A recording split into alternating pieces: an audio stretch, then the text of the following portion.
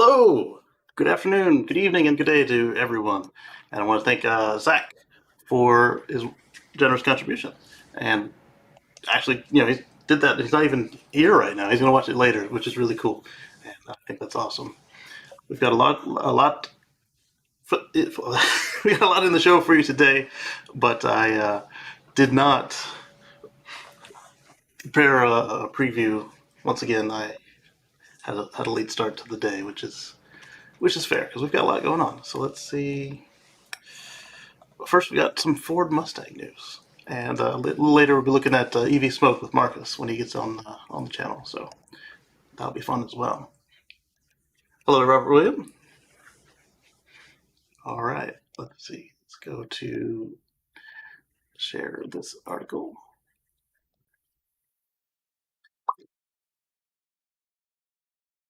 You got me over on the left instead of in stream review. There we go. Okay, so the Mustang Mach-E 2022. They expect to triple their output, and I think the reason I clicked on it was that they said they were going to have more range. In fact, it was titled "Unlocks More Range." So let's see. There it is. The California Route 1 edition got a meaningful range bump of 99799U extended range battery. So it's an option for $1,000. You can get more range of 314 miles. And the Grabber Blue and Cyber Orange are now available on all trims. And the Ice Blue Silver Metallic is new to 2022 model year. So I guess if I see an awesome blue or orange Mach-E rolling down the road, I can't assume that there's a good chance that my friend Sergio's driving it, is there? Let's see. There's a bunch of blue ones running around this area, and they look pretty good. Blue, black, and white are the colors I see the most on the Mach-E's around here. It's a nice looking car, and we can see that Ford brought it forward another model year. They continued to make small improvements to it, so it's being treated like one of their regular models. And that's always fun to see. Next. Oh, let's see. Breaking news. Oh wait, no, that's old. It's an old notification. Ah, yes, this one I did see, Marcus. Let's see. Let's get this back on top, and we'll go to the next one. This next one is in Twitter from our friends at Teslascope. Okay, so they are seeing some new software updates in China that have uneven tire wear and low tread depth detection. We talked about this on the Tesla Life this week, where it seems that they're going to be using the ABS sensors and the motors. Not really motor sensors, but the motor does know exactly where it is, and it measures itself thousands of times per second. And they can use fancy math to determine if your tires are wearing unevenly, how much tread you have left, and I speculated that I wonder if it would give you troubles for having the practice of getting 2 tires at a time instead of all 4, because I have done that several times in the past. I did not do that recently because this Model X, it wore very evenly, and all 4 tires went at the same time. However, what I would typically do, which you cannot do on the Model X, because every Model X, well, nearly every Model X is staggered. Like, you might find a handful of units where they're not. They would probably be on the snow tires, the 19-inch snow tires. But because they're staggered, what you can't do what I used to do, which is I would just take the two best wheels and roll them to the other axle, which is usually forward, and then put the brand new ones on the back. On my front wheel drive cars, I put the brand new ones on the front, so the Volt always had new tires up front and the slightly older but good tires on the back. And you can't do that on the X, because if you roll the back tires to the front, you can't steer correctly because they're significantly wider than the ones in the back.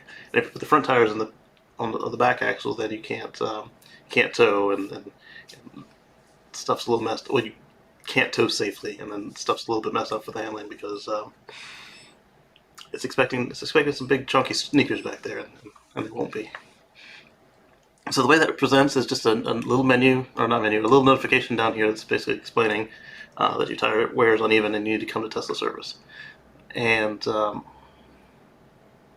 got one today with 10.6.1 where I turned into the neighborhood. Well, the car turned me into the neighborhood, and then it gave up. Very similar to Omar and I were discussing, where when you drive into the sunlight, the car sometimes doesn't like that at all because it's got sun in its eyes. Well, it's a cloudy day. There was no sun involved in this. It literally said system error. Navigate on autopilot canceled. Take over immediately. It turned on the flashers this time, so I didn't just get the red circle of doom. The steering wheel with the red steering wheel with the hands. It also turned on my flashers to let the people around me know that the car was going to be behaving erratically, and I thought that was kind of cool. And then it started doing the jiggly steering wheel thing because it didn't know what it was doing.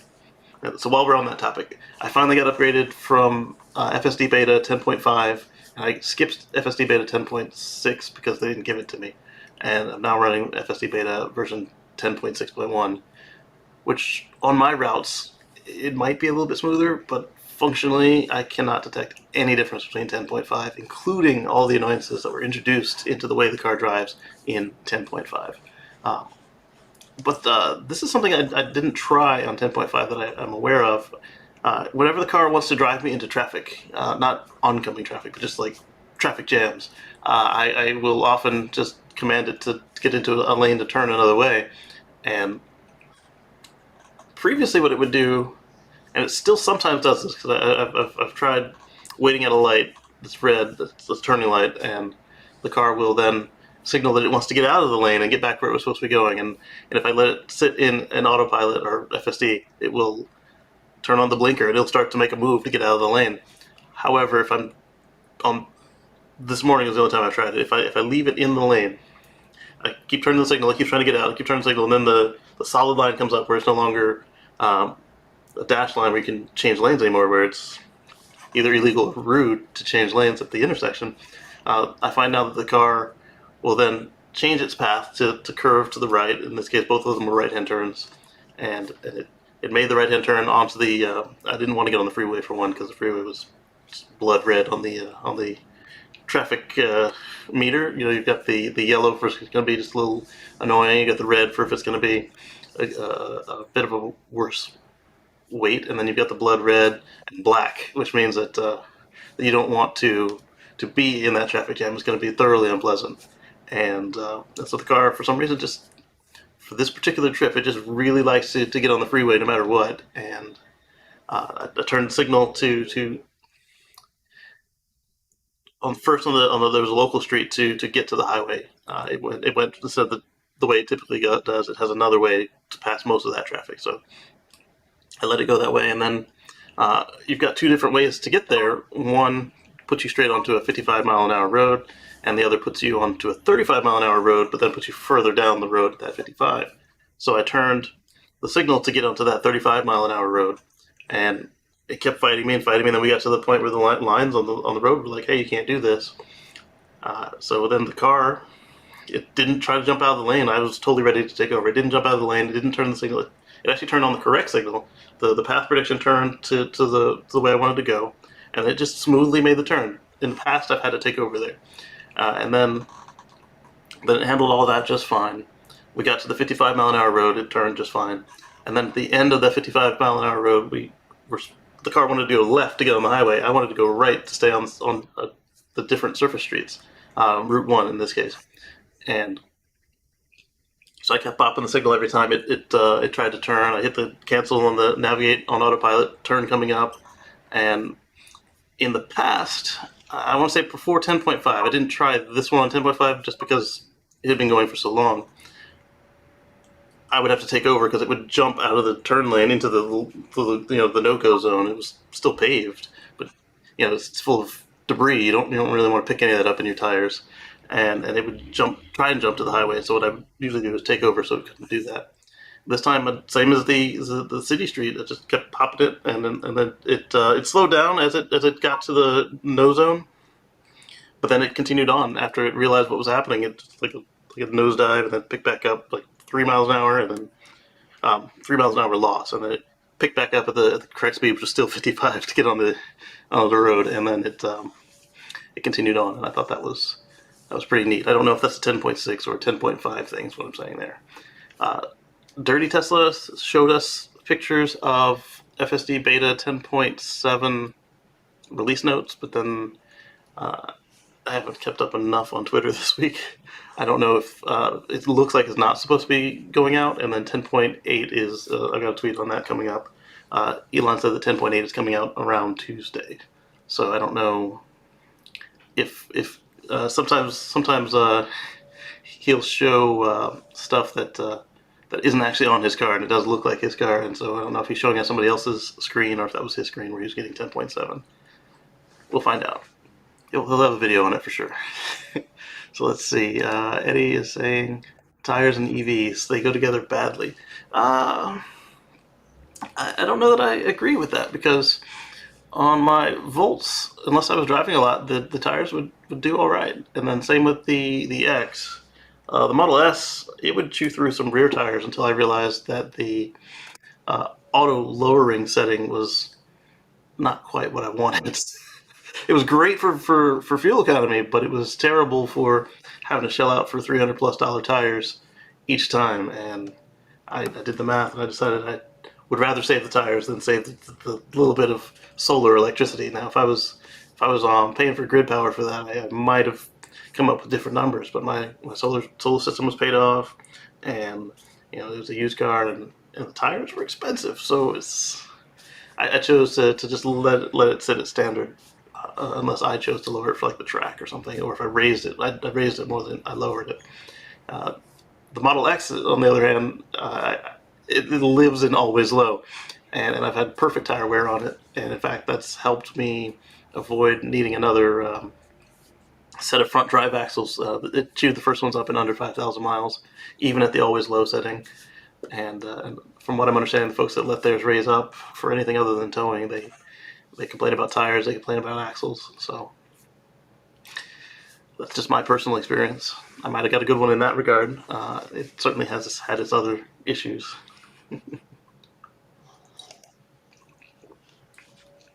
right, let's go on to the next one.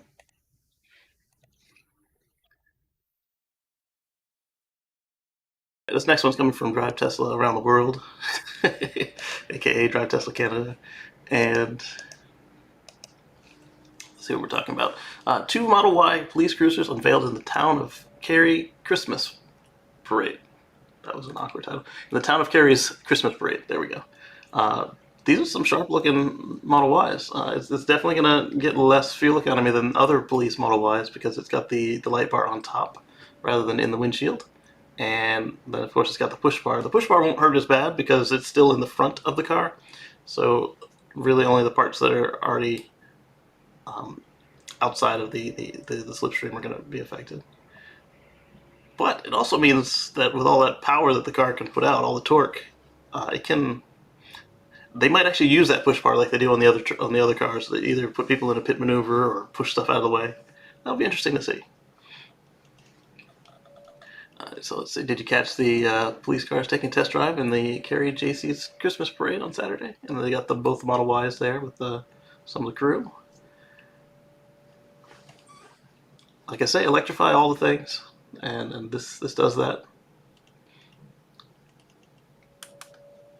And then here's some other ones. You got code compliance and 2 police cars over at Clinton Township. Nice. And so these are all Model 3s. Was that a Model Y? That looks like Model Ys, and then a Model 3 for the code compliance. Yeah, there's a Model Ys. Looking at the wheels and the height compared to that Model 3. It's happening, guys. The the electric revolution is on.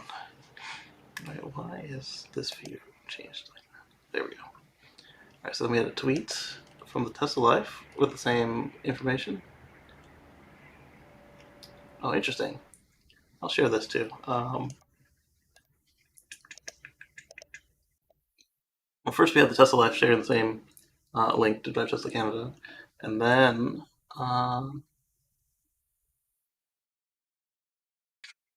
CNBC says had a quote from Musk saying, "I'll be surprised if we're not landing on Mars within 5 years."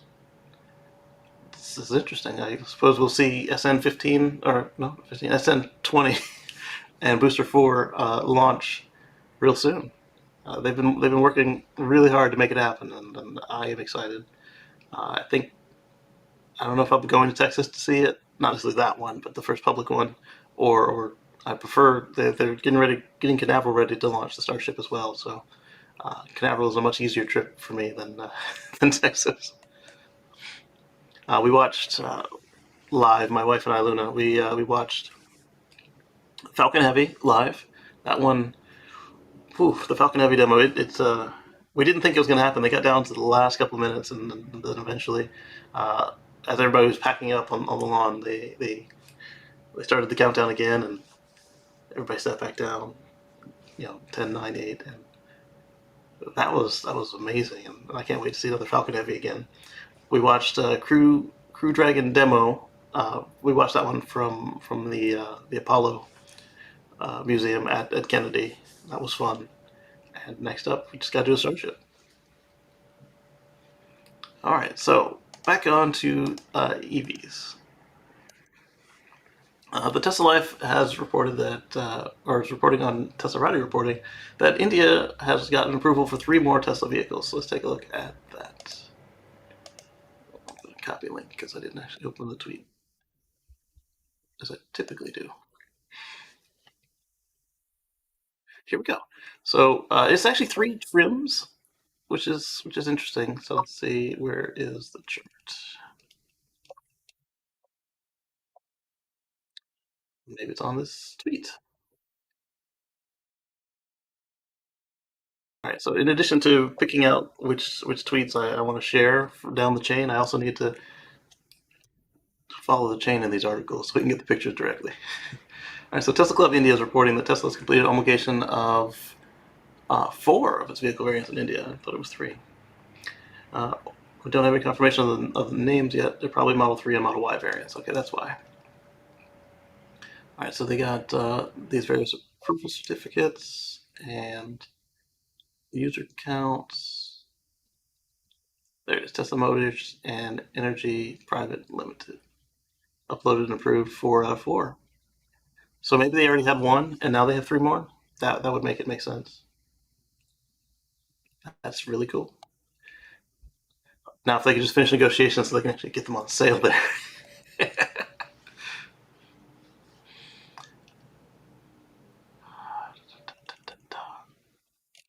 So I'm gonna skip this next one. It's just a Elon puff piece. He's got enough of those. It was basically talking about his process and how he thinks, and there's nothing new there. So then we've got an article from Teslarati. Let's go to the link before I share it. That way I don't have to confuse the share tool.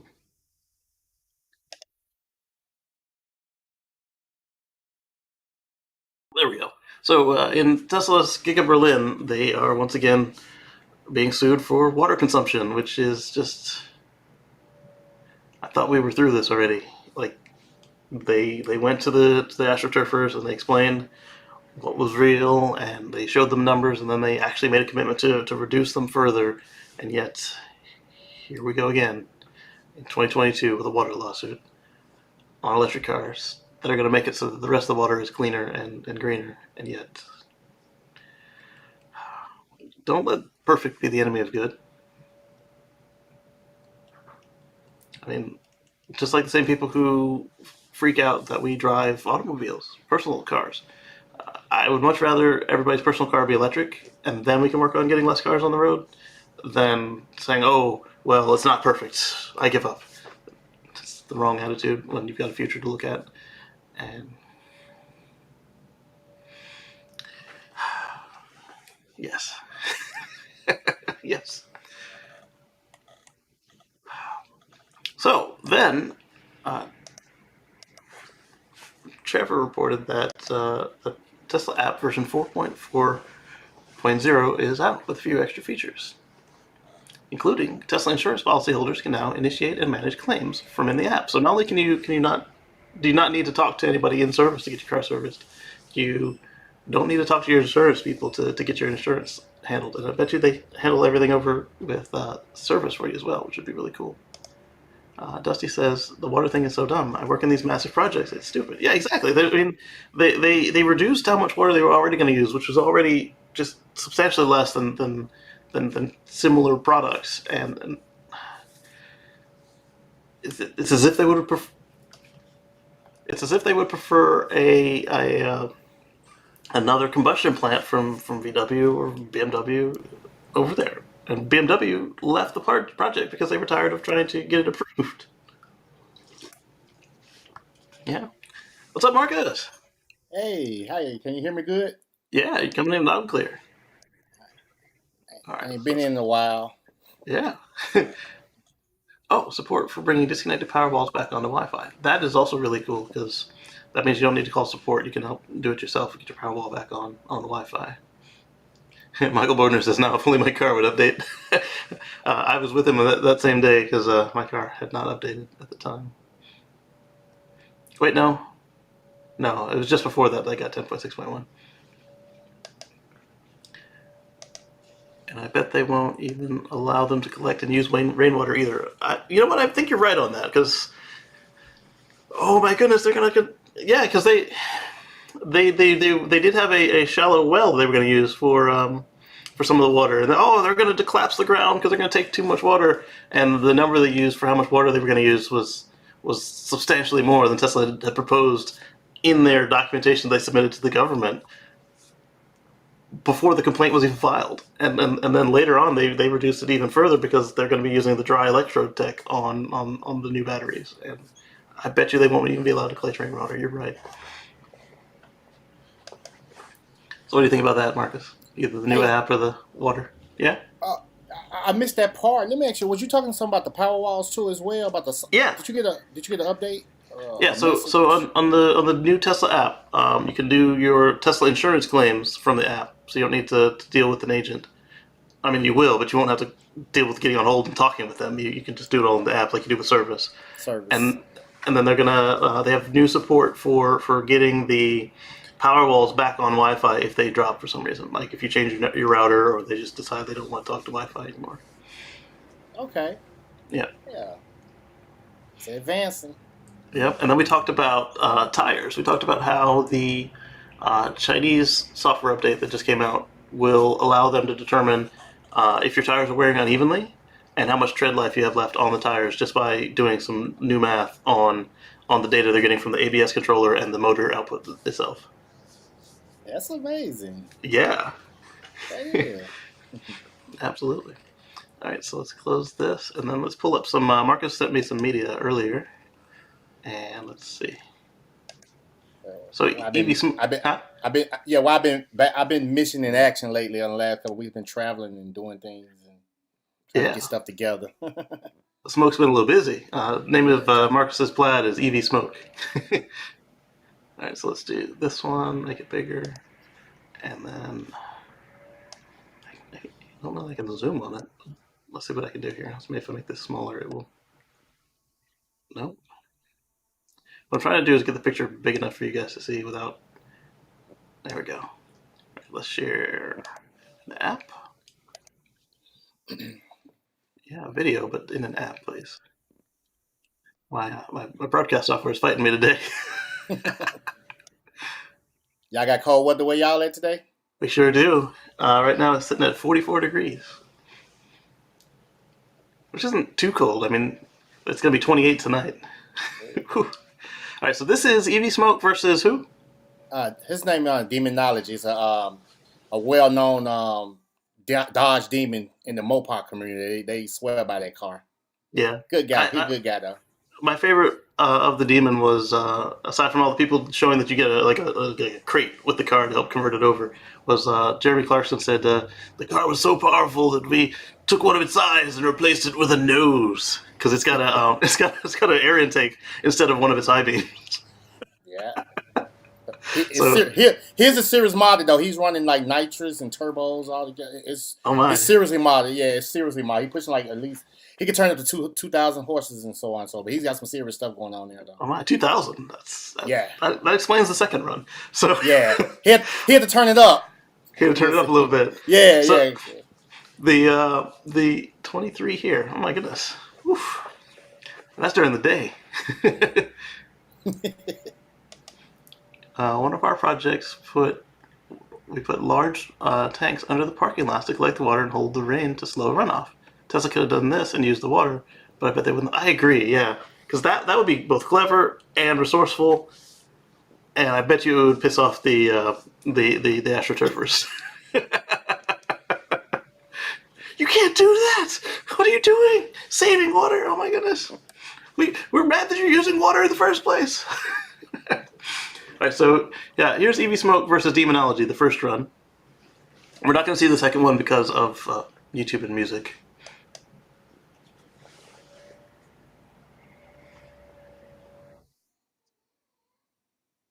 Saw that light flash? That was for Smoke. It Yeah. won. All right. So, what happened on the next one? Marcus said they had to turn it up. They were squirting the cooler, the intercooler Nitrous. Oh spray. yeah, yeah. Well, yeah, to cool off the intercooler before they did the run with the nitrous. That way, the system could take the power without tearing itself to pieces. And they won that one, but they did not really. It was tight. Oh They yeah. barely won that one. They had to do all of that work to beat the plaid.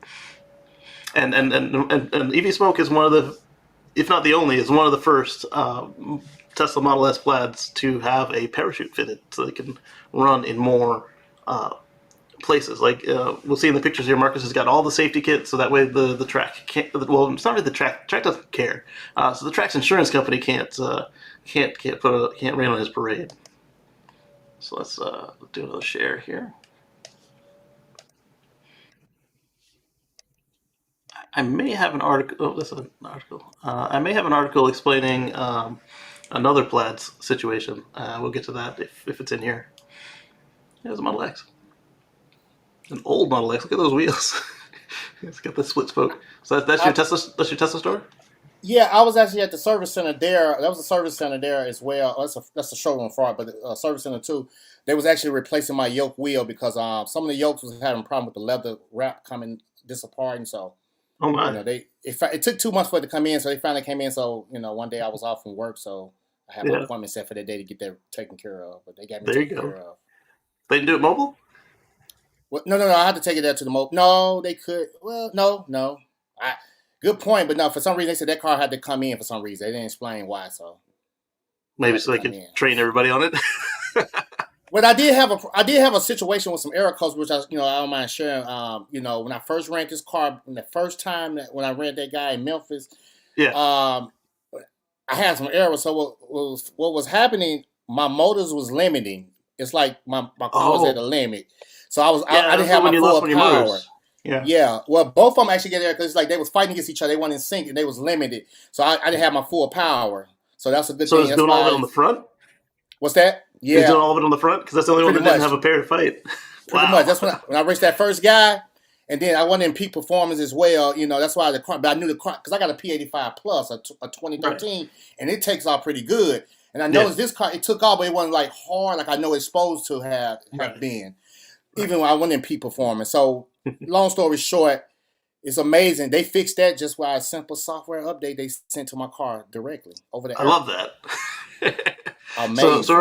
right here you can see Marcus in his full safety gear. He's got his fire suit, Yes. helmet. What do they call the anti whiplash device there? Yes. It's good to support for your neck as well and the helmet as well for support. Yeah, Yeah. I believe in safety, man. Doing that's the way everything to the do right it. way. Even the racing shoes. Oh, I didn't notice the shoes. Yeah, good point. Yeah, race Yeah. quick shoes. I got my logo custom engraved in there on the Oh, side. nice. Everything's custom, tailor fit. So Yeah. Eddie's saying he doesn't have to deal with temperatures like that. I mean, you pay a lot to live in California, but there are benefits for it. You get that perfect weather year round, and you get all the cool cars first, and all the tech. So I mean, yeah. it's they're downsides, but they're not all downsides. What about the fires? Right, that part. That's one of the Bad air downsides. quality. Bad air quality. Yes. Oh, $5 so gas prices. No, I'm just saying. right. Why is this thing showing the wrong? It's trying to show a whole bunch of stuff that aren't the articles. Stand by. Here we Hey, go. can I share Yeah, something right quick? Right yeah. quick. I just want to, because I think we found something about the car, which is amazing. Because Okay. everybody was wondering about with the Plaid, when you had to do the launch control with cheater Hmm. stance and so on and so on. Because we know, like, you ain't gonna be able to light race somebody. You're gonna tell them to hold on. They're gonna be crazy. Hold, Now hold on everybody 30 gonna think seconds. fair. Yeah. Well, it's actually not 30 seconds. It took about, depending if it just got it in peak form. I know it's between 10, 11 seconds to get in there. But also we discovered I can get to that first bub, like that first bub up, and then cheetah stands. It beginning cheetah stands, Mhm. and then soon as it says ready on the dash, when it says it's ready to launch, you can take your foot off the brakes barely an inch, just enough to get the car to bump to light the second bub up. Oh, okay. I found it easier though to do it with my racing shoes than my ordinary tennis shoes, which is Right. amazing. But it can bump like a bump button. So now we discovered, and it still stay in launch control. But All you got to right. do it See, just right though, just enough to you'll get the be car to just move. behind the second line. It'll move enough where it'll actually move just a little bit where you can't really, if you don't really pay attention, you won't even really see the car moving. That's how amazing it is. But it bumps down to like the second bulb up. So There you go. And then, I've been practicing. So yeah, so they got to wait anyway. so Yeah, some good stuff coming soon. I promise you though. absolutely. Dusty says, sweet plaid. I agree. Hey, All right, so this next one is kind of getting back on that fires thing. Um, oh man, I lost it. See, I told you it's fighting me. Here it is. So Reuters is tweeting that the UN agency confirms 2020 Arctic heat record, and transition to sustainable technology cannot come soon enough. Thank you. Uh, what? No, that's not. That's not the wrong. That's the wrong conclusion. That nobody lives there. And it took a whole year to reach the conclusion. All the meteorological supercomputers in the world mining cryptocurrencies now. Um, I think it's just a matter of the way that these reports are formed, not that it took them a year to do it. Just that it's always taken them a year to do it, and so they're always going to take a year to do it until something changes. Ships traveling to the thawing Arctic are leaving garbage in their wake, scientists warn as well, which is just. So this is the 2021 report card, but the data is from 2020. So yeah, I mean, like I said, it's just the lag from running a bureaucracy. So between 2016 and 2019, voyages by fishing, cargo, and military ships jumped 58% along the Siberian coast. I mean, the Arctic should be frozen. Whether you agree that we helped do this or not, we did, but the climate is changing, and while we're up there, we do what we always do, just throw garbage everywhere. We should not be doing that. All right, so I remember this one. So this one came out. I first saw it through the Wall Street Journal, but I didn't want to give them any business, so I switched to Sawyer Merritt. He found this as well. Toyota is finally getting with the program. I guess they realize they're not going to be able to do this whole hydrogen thing forever. Toyota, the world's second largest automaker by market cap, so it's the two T's, has announced plans to invest $35 billion in electric vehicle development and sell 3.5 million electric vehicles annually by 2030. Interesting. So if Tesla's going to be at 1 million this year, and if they continue to do like a 90% bump, they'll be there well before 2030. But as I keep saying with these, auto design and manufacturer engineering, it's not a quick process. So if they're starting today, 2030 is the fastest they could possibly do this, unless they do some like skunkworks projects. You can get like a model or two out like that, but you can't do like a super profitable, well-designed, very. You wouldn't have that Toyota essence if they did a quick 3-year run, and so they're not going to. And so they're saying by 2030, they'll have 30 EV models available. So anything you see coming up to now, like the BZ4X and the Lexus version of that and the Subaru, will be cars that were already on paper, and they were just continuing on. So they claim they're going to have 30 models, which is a step in the right direction. While a big step in the right direction, I believe they can and should move much quicker.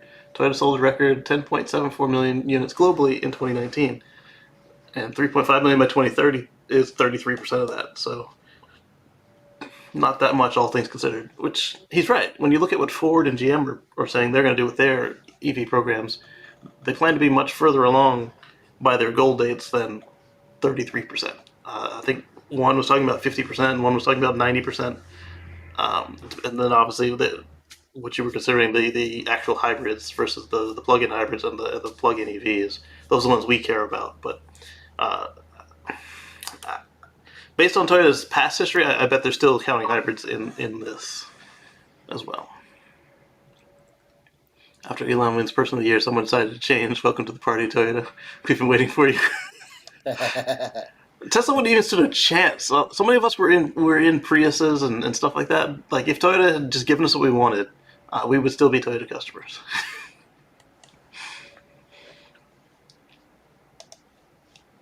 I mean, it's true. I'm just saying like it is. So Toyota and Lexus have previewed their EV onslaught and plan to unveil 15 models. So the 30 and the 15. So the 30 is probably going to be doubles of the. Interesting. Or they unveil 15 of the 30. Let's look at this real quick.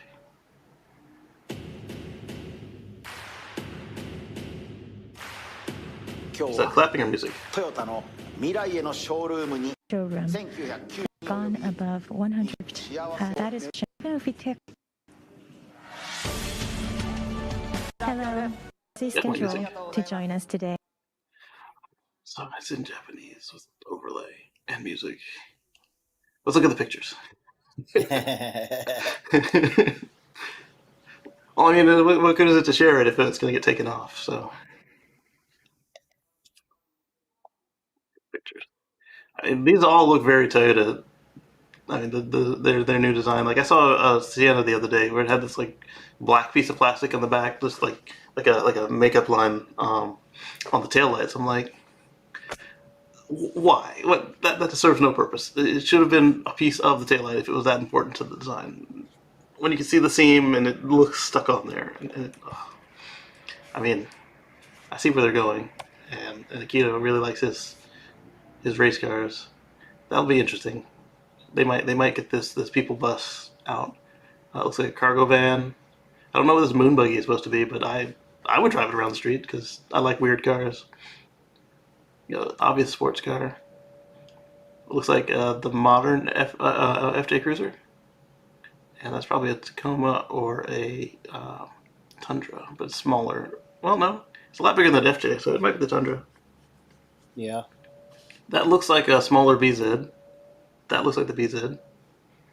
That's probably the electric Highlander. It's probably the electric Corolla crossover, probably. The new Avalon. I'm speculating here based on their size, appearance, and then how they look. All right, so that's enough of that. We'll put your money where your mouth is, Toyota. First step. Now act on it.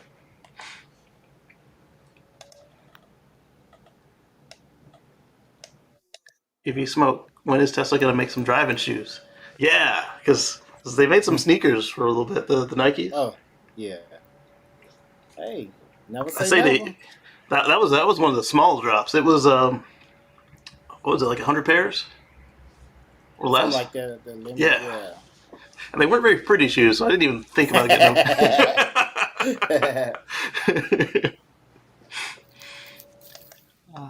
Eddie says, I looked at the Mirai on Friday and thought, what a waste. See, that's the thing with the Mirai. If they would make it a plug-in hybrid, where it's hydrogen when you want to go all up and down the California coast or in between those 3 stations in Canada,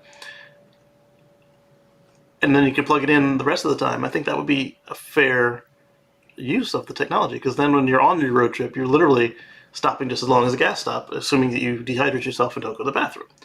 I mean, there are people who literally do that, and I think it's unsafe, but they're going to keep doing it as long as you let them, and that would let them.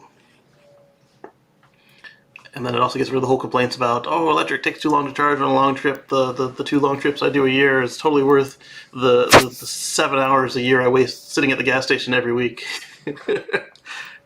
It's not, but that's how they make it seem, because they're totally looking at, oh, it's going to take me an extra 30 minutes to do my annual road trip. Yeah, but what about the 7 hours you spend at the gas pump every year while you're in town? Hey, Timothy. Hello from Arizona. Okay, so next up is I've always liked the idea of electric ships, but I also like the idea of completely free energy. So let's look at this. It's not an electric ship, unfortunately, but it does severely reduce the usage of fuel oil. So Clean Technica is reporting on, I think this was another Tina Casey article, so which means I'm going to have to, let me go ahead and copy the link just in case. So they have rigid sails. They're basically like airplane wings on the ship, and so you can still use it as a cargo ship. They don't take up too much room on the surface, which is important when you're dealing with a cargo ship, because you need all your room for cargo. But the wind is free, and if you don't have to be that great a sailor in this case, as far as like wind sailing, because you've got computer technology to assist you. It'll automatically be able to calculate this for you. So they have 2 components on the ship: propulsive force and side force. So it's like a glider wing. It's showing how it works. The sail hits it at an angle, and that ends up pushing the ship forward or sideways, but you want it to go forward typically. Yeah, it is a Tina Case article. So I like this. So another thing you can do with this, if you have an electric ship, is coat the edges of the sails in solar panels, as well as the free space on the deck, and then that can add to your battery capacity, as well as a water generator. Not a water generator, because a water generator on a ship is what you drink water from. Basically regenerative braking from the water force is what I'm talking about. When you say driving shoes, I think of the Flintstones.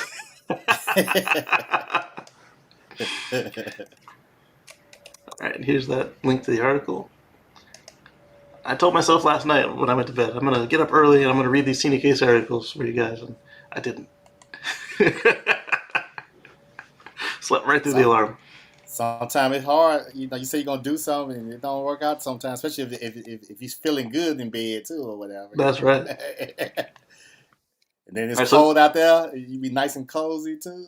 Exactly. It was nice warm this morning. All right, so another Tina Casey article, back to back. She reports that the high-tech recycling mashup is in the works for the U.S. military. DARPA is looking at next-gen recycling technology for field ops in the military.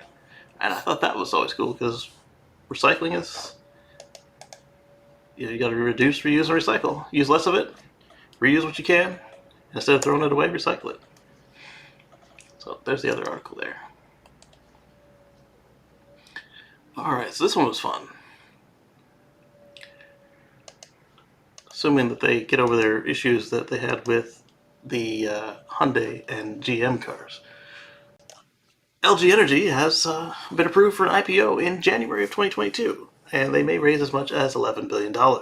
Again, this is not a stock show, per se. We don't give financial advice. We're just dudes on the internet, and you can take this news to your financial advisors or do with it what you will. Search your own heart, your own wallet, and etc.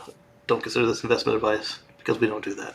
But LG is spinning off their, or not really spinning off, but they're making it so you can publicly invest in their energy solution. Those are some really long pouch cells. You know what that reminds me of? GM, the Ultium batteries. They're really long pouch cells like this. But the Bolt has much more traditional pouches, like I had in my Volt, the little guys. IPO has been known for some time. In December, they established the wholly owned subsidiary LG Energy Solutions. And does it say what part of January you guys can look for? No. So they want to build 4 to 5 gigafactories. They're going to need them. What did Elon say? We need 200 gigafactories around the world? Say it again? I said, what did Elon say? We need 200 gigafactories around the world? Something like that. He says, yeah. Yeah. So speak. I'm sorry. Yeah, no. I was trying to think about it. Like, yeah. I remember hearing it, but. Exactly. So speaking of Elon, he won Person of the Year for Time and Financial Times. And they got it was an interesting day for him.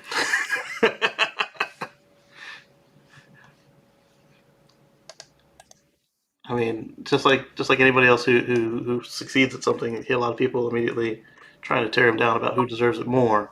There were a lot of people who deserved it, and a lot of people who deserved it a lot that weren't even on the list. So, I mean, that's not a bad choice. And congratulations to Elon. Rats. Yeah. So that's their article, link to the videos, the interview. I heard it was a good interview. I didn't actually watch it yet, so what I think I'll do is I'll just leave this up and watch it. There. So, oh, and then here's the magazine cover. Yeah, a lot of people didn't take too well with it, man. It's I don't sad. understand all the hate. Man. A couple people photoshopped Eugene Goodman on instead. I mean, he did something admirable, and I do appreciate that. But I don't know that he was even in the running for it, just because of the way these things work. But a lot of choices. You know, it's really hard to narrow it down, and then when you do, no matter who you pick, you're going to have people on all sides saying no, unless you posthumously award somebody, then it's a little easier to get folks to rally on you. Like how Mr. Mansion is totally occupying my sidebar. I don't really want him on there, but yes, there he is. All right, so this one was interesting. It was an Instagram. Let's see how to work it. All right, so yeah, I'm gonna leave it muted because it's totally musiced up. It says another day, another Tesla.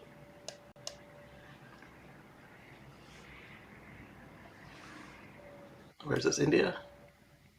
I don't recognize that license plate. It says nice camouflage. Spotting test. Looks like a proper. Yeah, it's Indian. Yeah. Higher profile tires in the US version, he says. I can't really see that from here. Imagine spending 70 lakhs and getting that uneven panel gaps. Everybody's got panel gaps. I mean, Sandy was talking about how he just got a really high end. Oh, there you go. You can see them now. Those look like the Model 3 Aero wheels, don't they? But obviously they're like another inch bigger. Or they're really dirty 19s. I think really dirty. Why the red number plate? The car like a two-tone dirty. It's like it does. throwing me off a little bit. It does. So this person asked me why the red plates. I'm thinking that's because they're either experimental or manufactured plates. Let's see if anybody answers them. TC number plate. Test drive car. Yep, that's what I figured. Up close, those are gaps. Guys, everybody has gaps. The question is if they're getting any better. And okay, that's enough of the comments. All these haters. I figured people would be excited that they might be able to buy one of these soon. But there it is. So he found this on the streets. That's pretty cool to me.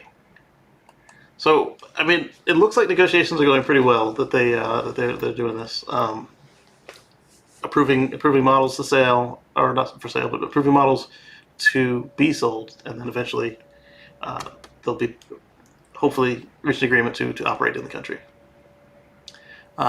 Tesla Club India reports blue Model Y in Mumbai with some brown camouflage. As Bjorn would say, sheet. They spelled it with E's. The Model Y Schmutz edition. Yeah, I can see him saying that. Oh, there's another one with no camouflage. So, like, they washed it. Or this is before it accumulated all the dirt. Another moped user found it. So this is 337. So unless India is like the U.S. where you can, oh no, it's different numbers altogether. I was gonna say unless they um, allow them to use the same number on all the cars. So let's two blue Model Ys. They're in India. This one probably has music too, so I'll just leave it. Dirty Tesla, rate this. 10 out of 10 with rice. Oh. A fan from India can't wait for them to be launched here and have my own. By the way, eagerly waiting for the Model X video and the story behind why you got an old Tesla Model X instead of a new one with a yoke. He got an old one instead of a new one because he couldn't wait any longer. Done.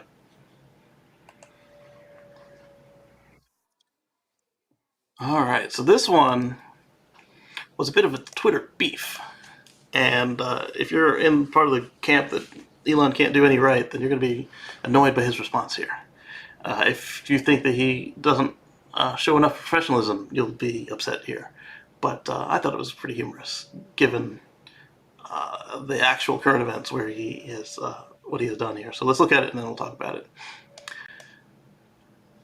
Elizabeth Warren says, let's change the rigged tax code so the person of the year will actually have to pay taxes and stop freeloading off everyone else. She has a link to the Boston Globe.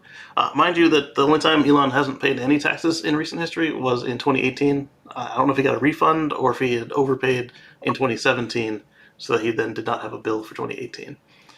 Elon says, and if you opened your eyes for 2 seconds, you would realize I pay more in taxes than any American in history this year. He did, and in fact, he could have saved himself some money this year by not selling his stocks the way he did. He generated massive liabilities by doing it the way he did it. He could have been smarter about it.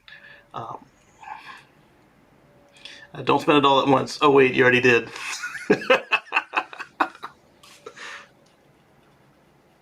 The senator won't say it, but I will. Thank you for the tax money. Also for Tesla, love my ex, space travel and stuff for your awesome tweets. Time was right on this one. The taxes you didn't pay could have covered my health care. No, it would have went to some other useless poop.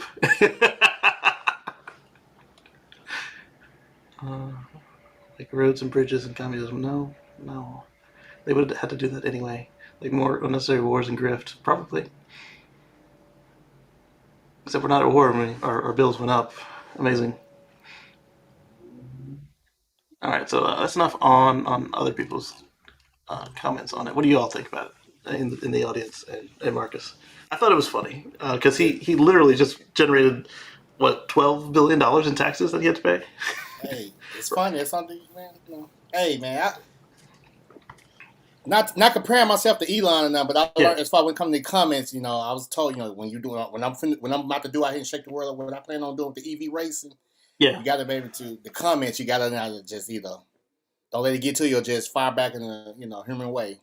Right. He's got to work on that though, because sometimes he says the first thing that comes to mind when really what you should do is there's nothing wrong with responding, but process it on it for a moment before you just pop it out there. Because how much did it cost him last time? Was it like $1 billion? Something like that. Yeah. That's a lot of money. Yeah.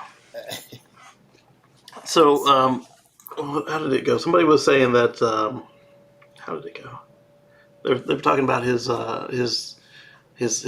poll for the taxes, and they said, "Oh well." My response was to the point that if last week you had just generated a massive tax bill, so in my case, say it was $10,000. That's a lot to me. You generated $10,000 tax bill. I did that once. It sucked. Wait, they want it now. Yeah. Say that just happened and you paid it, and then your local assessor comes up and says, "Oh, you don't pay enough taxes. You didn't pay any taxes." What do you mean? 10,000 was nothing to you, Bo? It may be, but it was a lot to me. Exactly. Yes. Most years I either get a refund or a small refund. But if I owe, I tend to owe big. I don't know how it works. I think somebody's messing up my W-2. So let's go on to the next article. I know that the chat sometimes gets delayed from the video, so if anybody has anything to say on it, we'll go back and share it on screen. All right, so Elon Musk slams California's $8 per kilowatt monthly utility charge for solar owners, and I did too. Not anywhere near as aggressively as he did, because I don't live in California. This is similar to what Florida did a few years ago with the Protect the Sunshine Act they were trying to pass. Thankfully, the voters there were smart at the time and did not allow that garbage to pass. And then my utility company at my house in South Carolina, they tried to do something similar. They wanted to charge me for the nameplate output of the nameplate capacity of my solar array. Excuse me, which the nameplate capacity is much higher than the system can actually output. I think I've got like a 9 kilowatt array, and I can only put out almost 8 kilowatts because to get the proper inverters to fully maximize the panels would have been so many tens of thousands of dollars more expensive. And according to the math that my installer showed me, it would have netted maybe another 3 to 30 minutes per day of max output. And then when you look at how long it would have took, the price differential just wasn't there. But yet they would charge me for the panels, not for what I can actually put into the grid at once. And the whole concept of, oh, these solar customers are destabilizing the grid, blah, blah, blah. We don't know how to plan for it. We can't deal with it. One, most of that energy just goes into my neighbor's air conditioner because when I'm doing the most solar output is also in the worst part of the year in South Carolina. So it's definitely not leaving the neighborhood. And two, if it is such a big problem, why are you installing football fields worth of solar panels on your own?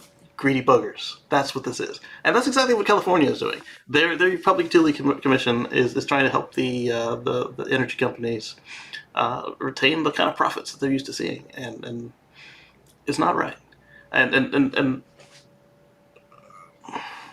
the actual stated goal of this is to get people to buy batteries, but batteries are expensive, and there's no incentive to buy the batteries. It's all stick. There's no carrot. They should be helping. If they want people to buy batteries, they should make it easier to buy batteries, which right now are super expensive. And so the only people who can escape getting beat over the head are the wealthier people who can afford enough batteries to not put anything out, or at least a controller that can stand the meter still when it comes time to output, so it doesn't give back to the grid. And so if you have batteries, they won't charge you this fee. But if you don't have batteries, which is anybody who just barely squeaked through to get a solar array, I mean, like me, we took out a loan to get it. We paid extra hard to get it back, and then the last of the tax credit from the install, we just paid off the loan. And there was no room in that for a battery. I ended up eventually getting a Powerwall. It's not on that house. It's on my dad's house. And this, they're going to keep trying this. This is all, until we get rid of the subsidies for fossil fuels, they need to stop focusing on penalizing people doing the right thing for going green. They need to focus on the people who are making it so that more people have to work harder to go green than on the people who are trying to do the right thing, which is, if you want people to get batteries, help them get batteries. Don't punish them for not being able to afford it. What do you say, Marcus? Yes, I agree. Man, I wish I had this article. I wish I could. If I knew you was going to talk about this part at another time, I was just watching the news here in Austin about 2 or 3 days ago about certain neighborhoods in Austin with the light companies that there are people, even with people with solar, they trying to cheat them out the buyback Yep. kilowatts that they're paying. Even they putting back to the grid, and they're less off the grid. They Yep. punishing. It's like they punishing the people that having solar and panels and power walls, which is really not right. And it defeats. Also, they messed their numbers up as far as his loan. Like I said, he was calculating. Everybody, they had their things in calculations about how to pay your loan out at a certain time, or saving money, and etc. But it's real I bad. could feel some sympathy, not much, but I could feel some sympathy for these large companies saying that it's so hard. Oh, it's so hard, we can't do it. If they weren't installing acres and acres of solar panels on their own property, it's like, wait a minute, mine are free to you. Just use mine. you then went and bought brand new ones, and then you complain that I already have some out here. No, that's not how it works. Yeah. It's like moving backwards, if you ask me. We do a lot of that. Yeah. So there's a lot more that I can get wound up on that. But if you want to talk about it, leave it in the comments. We'll talk about your comments, and let's move on to happier subjects. So Hyundai shares the Ioniq 5 pricing alongside the new standard range trim, which is available for under $40,000. Now, as the longtime chatters have noticed, I actually like the looks of this car, and maybe not this angle, but I didn't realize it had active shutters. That's cool. So let's see. It's going to have a 58 kilowatt hour battery pack and 220 miles of range, and it's going to be under $40,000. And let's see what the top trim will be. See, that's an angle I like. It still looks sad with this lighting and that pink color. It's like it wants to cry. It's depressed. All right, so the base model 39.7, and that is significantly under 40, especially once you look at any credits and such that you might qualify for. And then the limited all-wheel drive is 54.5, so it's not a bad spread. It's a large spread, but it's not a bad spread. Well, it's not that large. It's not exactly 20 grand. It's more like 10. When you can bump that up to 40 and round that down to 50, that would make it just over 10. Well, one starts at 3 and one starts at 5. It feels like 20. All right, so 58 kilowatt hour battery for base model, 220 miles of range, 168 horsepower. So that's the punishment mobile. But I mean, if you're just driving around town, this is perfect. Rear-wheel drive, decent amount of power, plenty of range. The range is all over the map, so it's looking like they've got. They did the opposite of Toyota. Just because you went dual motors doesn't mean they went for range, because the limited all-wheel drive with 77.4 kilowatt hours is 256 and 320 horsepower, while the rear-wheel drive is 303 miles and only 220 horsepower. The motor cost you $4,000. Not bad. It makes you. What you think? 256 miles is true. What you think the true miles will probably be? Well, if you put your car on a dynamometer in an air-conditioned lab, you'll get 256 miles. So I'm noticing that they only have 2 batteries, really. Like, you got the base battery, which was looks like they were just trying to get the price point, which I support. And then everybody else has the same battery, 77.4. So I would suspect that 303 miles or 256 miles, I suspect you're probably getting the high 200s, like 270 to 290, if you drive it carefully. And on the 256, I might expect. So mine was supposed to be 289, and I used to get 240 out of it. So maybe 225, 200 out of the dual motor to be comfortable. We don't want anybody in club static. We had a little discussion in our group about club static the other day. I think we might even have T-shirts. We'll see. So for those not familiar, these are long shows, and you might have missed it. Club static is when you arrive at your destination at 0%, or 0 miles if you happen to be in a miles car. And If you go past 0 and you need a tow, then that's a whole nother club you don't want to be in. And then we have this joke where some folks try to get into Club Static, and they show us a chart with 2 miles or 8 miles. We're like, no, bro, so close, but that's the wrong address. Try not to regularly take your vehicle to 0% or 100% unless you have lithium iron phosphate batteries, because that formula is designed for it, and all the others that have been sold to date are not designed for that. Except for NiCad, but there are no cars like that out there, because NiCad you had to bring it to 0 and you had to bring it back to 100. Look, Yeah. gotcha. That's a bad experience. In my 2013, me and my wife and my kid, we went to Dallas. Yeah. And we was sitting in traffic. I said, okay, I was just playing. I was testing. I was like, I'll pass this supercharger and make it to the next one. And so I missed the wrong turn, and it just went all crazy. Then the next X, you had to go all the way. Then the car got down to, it got down to yellow, and then red. Then my car said, keep it below 65%. I was like, 65% to reach the charger. Yeah. That 2 or 3% change and went to 0 right before I made it to the X again. That was a 5-hour trip. That was a 5-hour wait just to get a tow and somebody to come, because one tow person came. Oh, you went past that Static. Oh yeah, because my car didn't really. It's like I said, mine's a 13 though. It's an older. Yeah. My P8 that 85 battery pack ain't really always probably like that. It was 83 new. What's that? But it was 83 like I said, when I it never. was Yeah. So yeah, when I started seeing definitely yellow, I'm fine. And red, yeah. I'm really, because I'm not gonna push it no more. That was the worst experience trying to get the tow people and I was literally like a left turn, a right turn, right to make it to a charging station. Oh man, gotta pay for that last half mile. Waited an hour and a half, almost 2 hours for one record to get that said, oh, sorry, we can't do nothing with the Tesla because we ain't. Yeah, it's gonna be flatbed. Yeah, they scared of jet. It's just never again though. So right. So Marcus brought up a good point.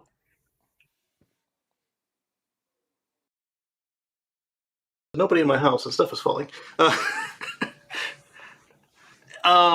So Marcus brought up a good point. If you see yellow on the Tesla battery gauge, what I do there at that point is I'm planning where I'm going to be charging, and looking out for any problems with the station that I have picked. Make sure that it's not full. Make sure there's not out of order. When I see red, if I'm not around town, when I see red, I will not park the car and leave it in the red. In fact, even if I am around town, because my first car, that one's named Fonda, it ended up needing a new battery pack, and so I parked it in the red once, and then I came back out from buying groceries. It was just a temperate night, so there was no sun, there was no need for the cabin overheat, which wouldn't have worked anyway in the red. And we got back out, and it wasn't left in like the keep cabin on, because that didn't exist back then. The came back out, and it went from red to 0, and so I don't even park around town unless the place I'm parking is my house. I don't park in the red. But recently on my Thanksgiving trip, the weather report was off by 20 degrees. It was colder than they said it would be, and I ended up, oh yeah, I can pass this station. I can pass that station. No big deal. I'm gonna keep on driving. If thing says I can make it, I'm gonna make it. I did make it. I got there at 0 twice. The problem that I found is that one, since it was so cold, the car didn't precondition the battery because it was cold, and the battery energy was so low. I needed that energy to get to the station, and so I didn't end up charging it at the full speed. So now I ended up costing myself, instead of what would have been a 15 to 20 minute supercharge, it became a 30-minute supercharge to get it up to a level that I could make the next one. And it wasn't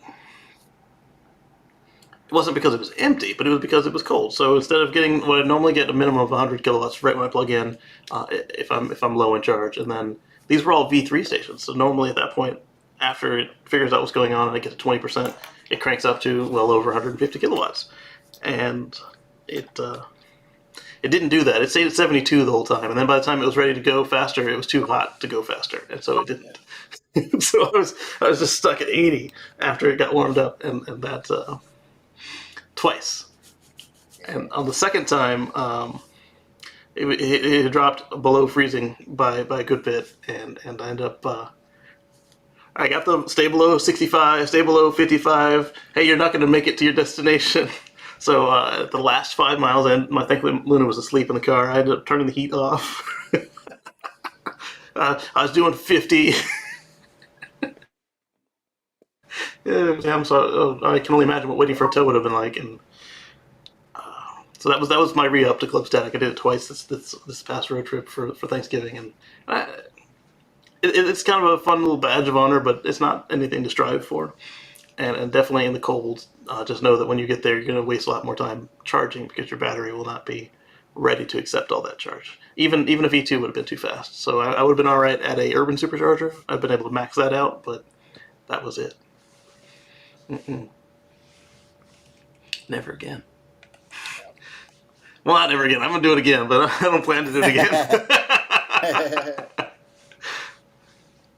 All right, so let's get back on that Toyota subject again for a moment. And Electric is talking about Toyota's teasing a pickup truck with a new battery electric vehicle plan. So yeah, that is definitely an FJ Cruiser, and this is definitely a Tundra. Although the lights make it look more like a Tacoma.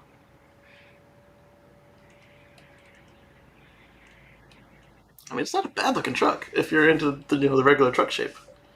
I kind of like my truck's a lot more blocky now. Points at the Cybertruck behind me. All right, so next up, this one is in a private group, so let me pull the article out. And we got some good news for Rivian. They made themselves Motor Trend's Truck of the Year this year, according to CNBC.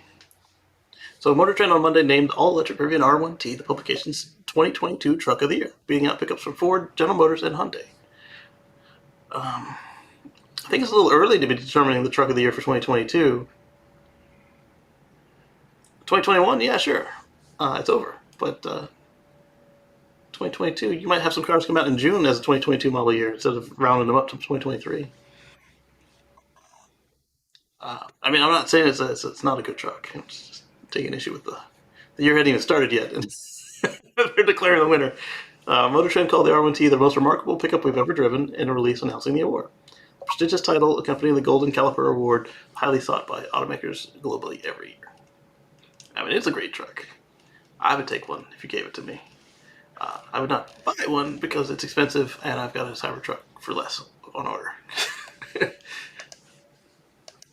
The Toyota truck, I'm cool with it. Yeah, it looks good. All right, so let's go back to some more Mach-E news. But it's not what you think. Because remember, Mary does, right? Well, she didn't, yet again, as the meme proves. So Ford Mustang Mach-E was spotted at the GM Proving Grounds for benchmarking. This comes as no surprise, but it's still interesting to see that GM chose the Ford electric crossover as their choice. So GM authorities spotted the 2021 Mach-E at GM Proving Ground in Milford, Michigan. And then what was it testing against, does it say? GM authority notes that Rivian is benchmarking the Mustang Mach-E as well. Okay. And then the F-150 Lightning was spotted at Tesla's Fremont factory. Really? How did they get a hold of that? It's not even out yet. Huh. Yeah, but basically what you do is you find the car that's going to be in your segment, and you make sure that your car is just as good or better than. That's why you often see BMWs running around with Teslas and other German cars running around with Teslas at the factory or elsewhere. And then you see all the Germans dragging a Tesla along all their stuff because they want to make sure that they can say they're superior, or at least make sure that when you're cross shopping, that they stand a chance. And so Mary does. She leads by following. Yet again. Yeah, it's pretty blue.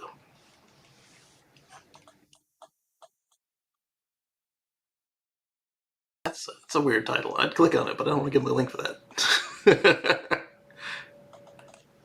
Okay, so let's go to China for a minute.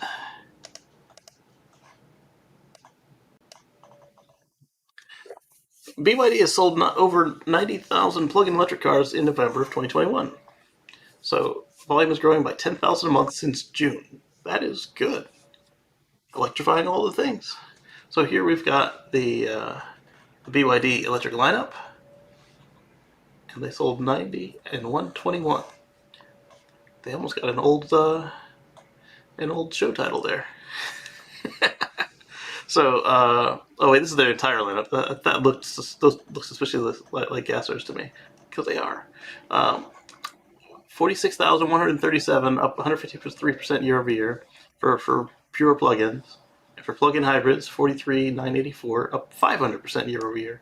So this is an argument I got into on Twitter about the purists saying that you can't have a plug-in gas electric because it doesn't meet the mission. That is 43,000, almost 44,000 cars that could have been pure gas or hybrid that are now able to plug in whenever the owner is able to find themselves a plug, assuming they don't already have one at their regular parking spot. Yeah, it's not perfect, but it does something towards reducing our consumption of just pure fossil fuels. Oh, but the power plant uses fossils. Yes, it does. But it's a lot easier to clean up one power plant than 10 million cars. Just saying.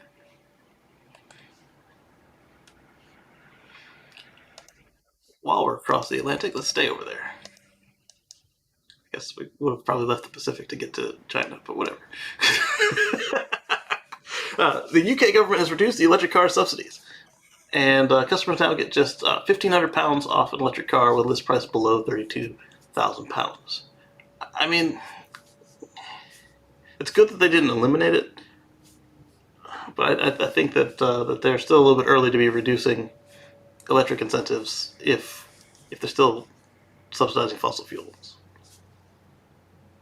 And we talked last week about Elon saying how he doesn't appreciate subsidies at all, but you gotta put your money where your mouth is. You're talking about being, by 2050, being fossil free, and then you make it harder for people to make the switch.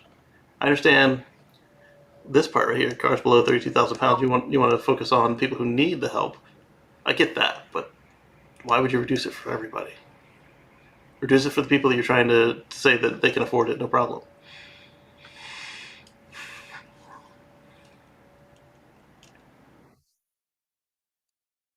The UK's got a lot of political problems right now. That's not the top of their list. So let's go to Georgia. I know Dan's listening, but he's busy today, so he can't jump in. All right, so Brian Kemp is saying that today we made history as we welcomed Rivian to the Peach State. They'll bring $5 billion of investment and 7,500 jobs and hardworking citizens in rural Georgia, the single largest economic development project for the #1 state for business, they say. He claimed the last part is him editorializing. It was fact until then. Then it became opinion. Right, so, welcome to Georgia, Rivian. Hey, it's RJ. And I guess that's Kemp. It looks like it could be him. I don't know for sure, but I know that's RJ. Truck. So here we are talking about subsidies again. So great for Rivian. Now, hopefully, another plant means that you can build it from scratch so it meets your needs, rather than working on an old Mitsubishi plant that's too small for you. Very similar to Tesla and Fremont. You had to make it work versus it being built for what you want to do. So I can understand the second plant. Elon said Elon said some stuff about them finishing getting some volume before they work on 2 other plants. But the cool thing is that one of the other plants is here in the U.S. in Georgia there. And then Twitter warns me that conversations like this can be intense. Don't forget the human behind the screen. So I didn't realize the trucks were so. It's true because you've got fanboys on all sides, but Trucks. Not like politics or science or whatever. It's trucks. Uh,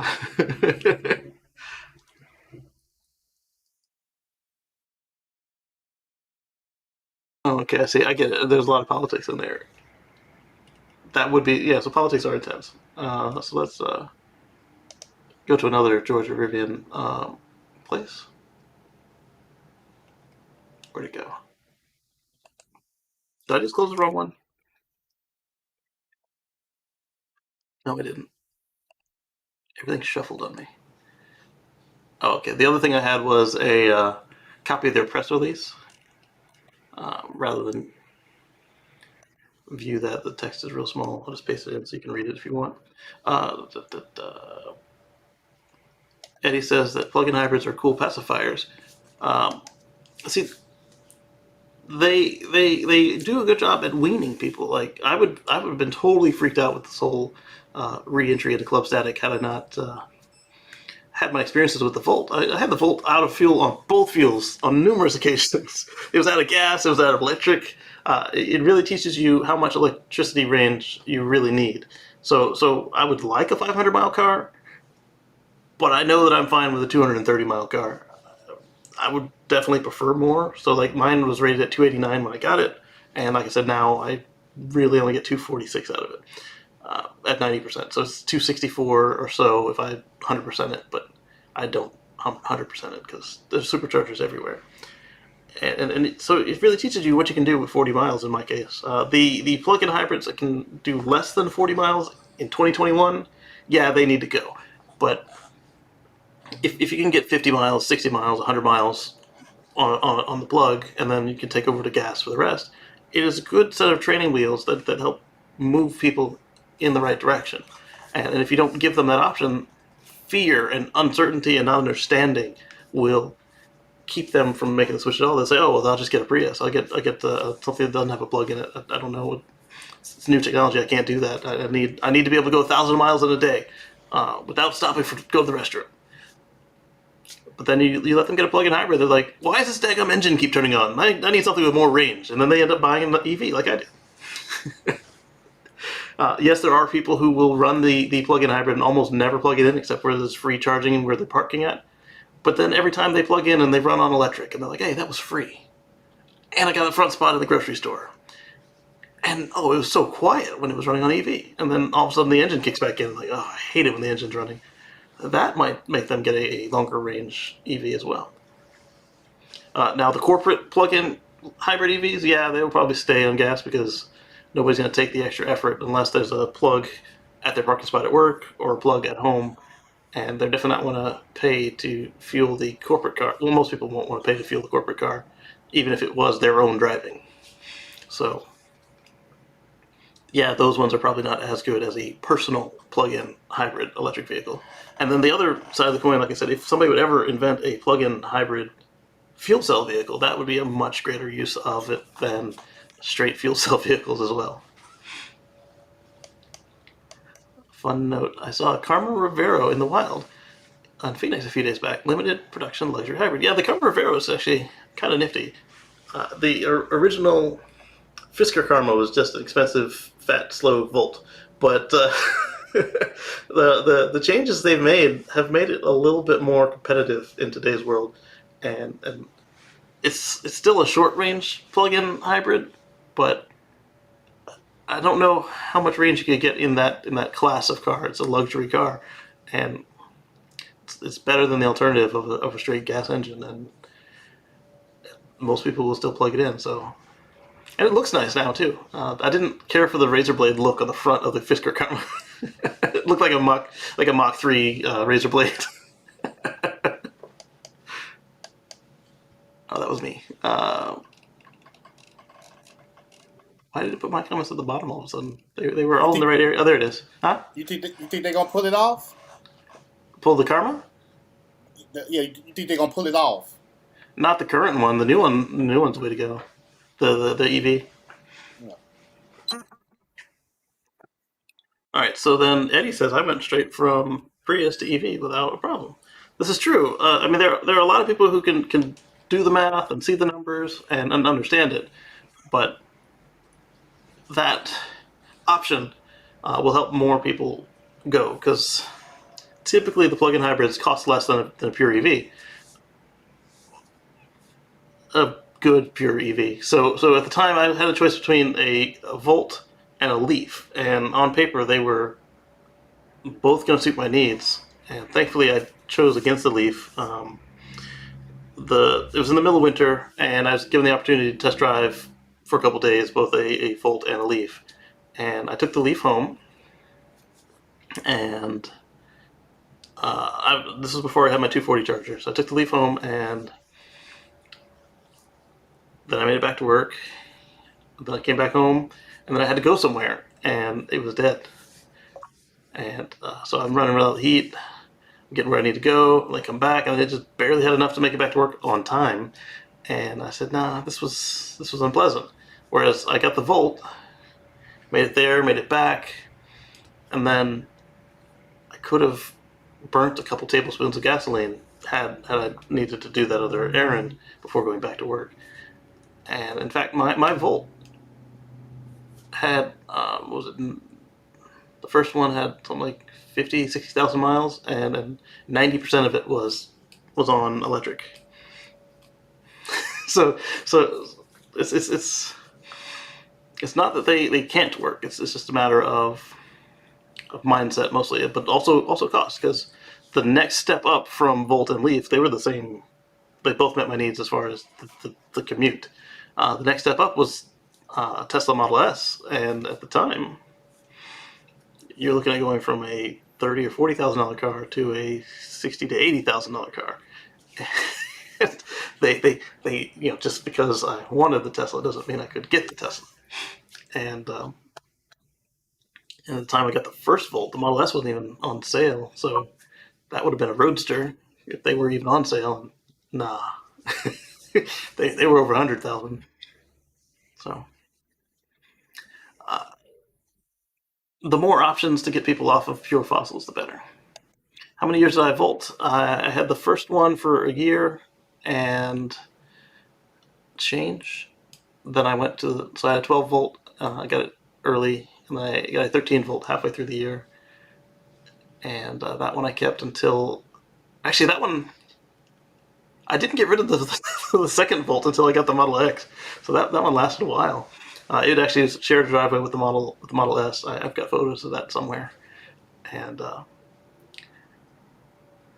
so everything that could go wrong in the engine bay did on the first Volt, and then everything that could go wrong in the body went wrong on the second Volt. If I could have combined them. I should have lemoned the first one rather than let them do what they did. I got a good deal on the second one, but it wasn't. It would have been better to lemon it. I was young and inexperienced with that sort of thing. If I'd known Sergio back then, he would have helped me make a case against them.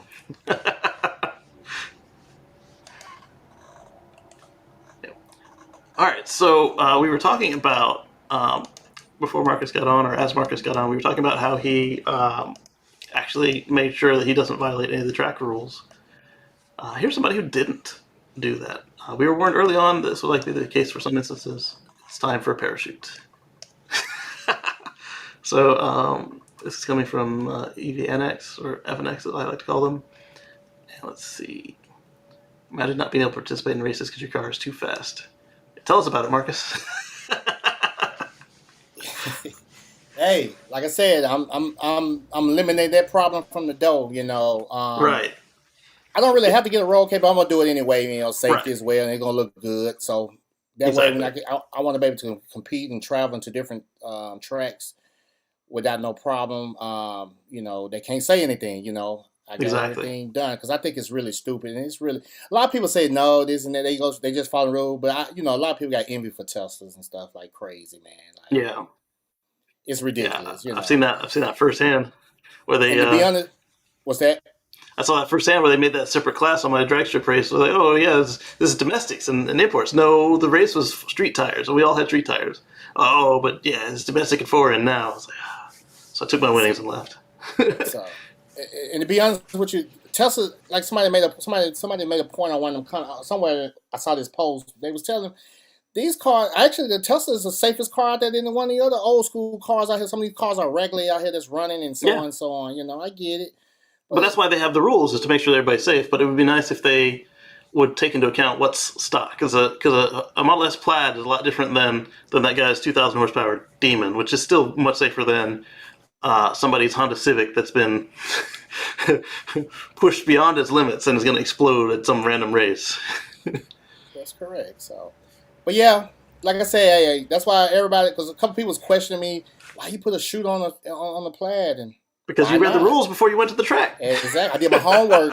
Exactly.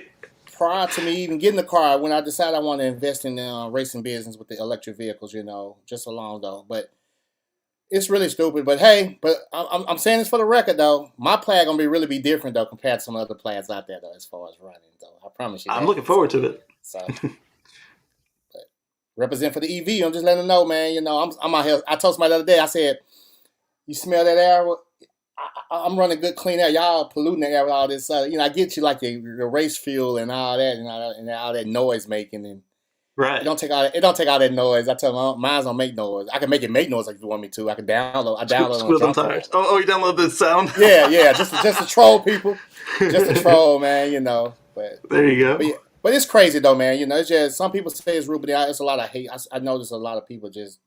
They know Tesla's going to win, or they know it's going to really give them a challenge, and they just hate to see it because they know. They don't want a challenge. Yep. So Robert says that it looks like we're frozen on frozen and no sound on YouTube. I'm seeing video. I don't hear audio. Let me see if I can't. Yep, I'm hearing audio as well. So it might be a matter of refreshing your browser, or perhaps our connection to across the Atlantic is busted. Hopefully that's not the case, because there's nothing I can do for YouTube to fix that. Let's see. Okay, and right quick, hey, I think it was last week. I couldn't get on because I was traveling. I think it was last week or week before last. Y'all was doing a part about the brakes. Yeah, the brakes are cool. Tell me about it. Yeah, well, Tesla brakes ain't nothing to play with, but hey, you give what you get. But I got a team, that I got some coming as well. I'm upgrade mine as well for another safety precautions, Yeah. And that's gonna look real nice. I should expect them like a couple of days after Christmas. They're on their way, and my guy, my installer, my fab guy, he's gonna get on it and everything. And safety's first, But I think it's gonna help out a lot. But like I said, it's more good for course racing. Versus I'm just doing drag, but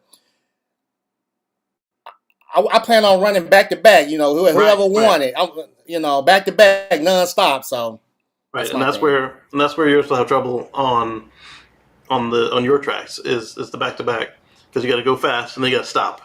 And if you do it back to back, it's not really built for that. It's built for one offs. Correct. It's not built at all for the circuits. So that's why Tesla sells the kit. That's why Unplugged Performance and the others sell their kit to make it handle the circuits. And like you said, if you want to go back to back, you got to be ready for it. So Robert Griffith saw 7 new Teslas this week. That's pretty cool. A Chinese van and 11 new cars.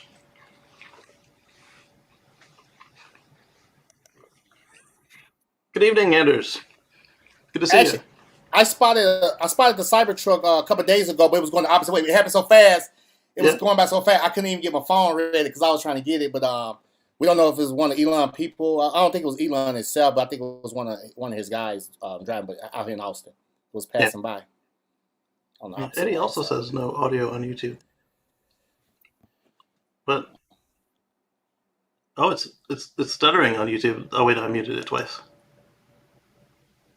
Okay. So the YouTube feed is getting the audio. I don't know where it disappears from there, because that was from my YouTube control center. I'm hearing this discussion. I don't know what to do. I hear fine here. Oh, you hear it? Okay. Yeah. Okay. So it's not just a UK thing. It's Anders hears us. He's on YouTube. So it's not across the pond. So something's up with YouTube. I'm sorry. I don't know if refreshing it will fix or what. Okay. So whoa. So my mouse went from not clicking enough to now it double clicks. I moved the receiver from inside my computer's a desk, so I moved it from inside the desk to the front ports, and so now instead of having not having enough clicks, I'm having too many clicks. So what I was trying to do was share this article. Who's it from? Auto. There.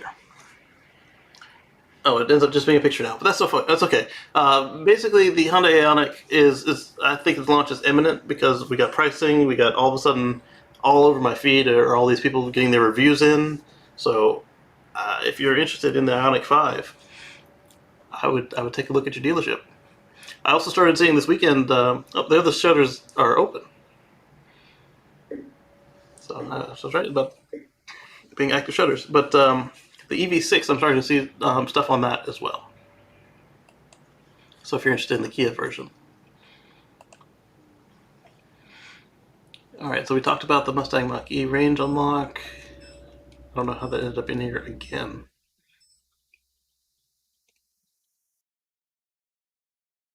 Anyway.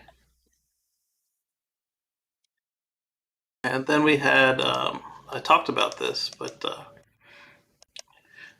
Elon says FSD beta 10.8 plus holiday fun software release is probably Tuesday. So we get our holiday release finally. Can we get an option to adjust Sentry Mode sensitivity? And Elon said, coming. Yeah, I find that my car in Sentry Mode is a little nosy. Like, every little thing sets it off. Like, sometimes I'll park it, and I come back, and there's like 200 Sentry events detected. It's like, and you look at them, it's like, somebody walked by, somebody's headlight drove by, somebody was just looking in your general direction, but from far, far away. So, that would be nice. I don't know what the right settings will be, and hopefully they give just a range of settings that are useful without having to tinker with it. And then Joanna had this fun slow-mo video on TikTok.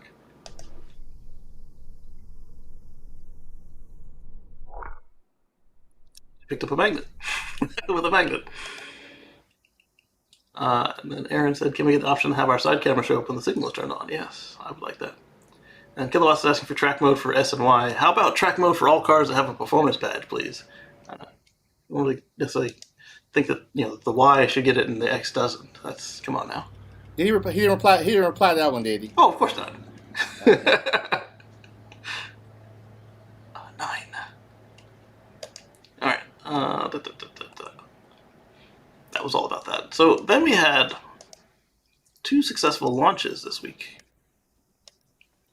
Less than 24 hours apart, actually. Falcon 9 launched 52 Starlink satellites into orbit on the 18th. And then later, let's just go to SpaceX Twitter rather than have to go reload everything again. So 2 launches in 15 hours.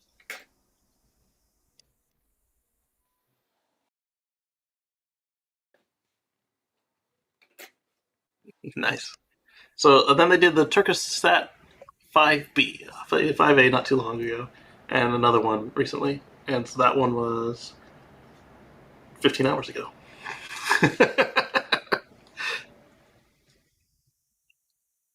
And of course, they caught the booster both times.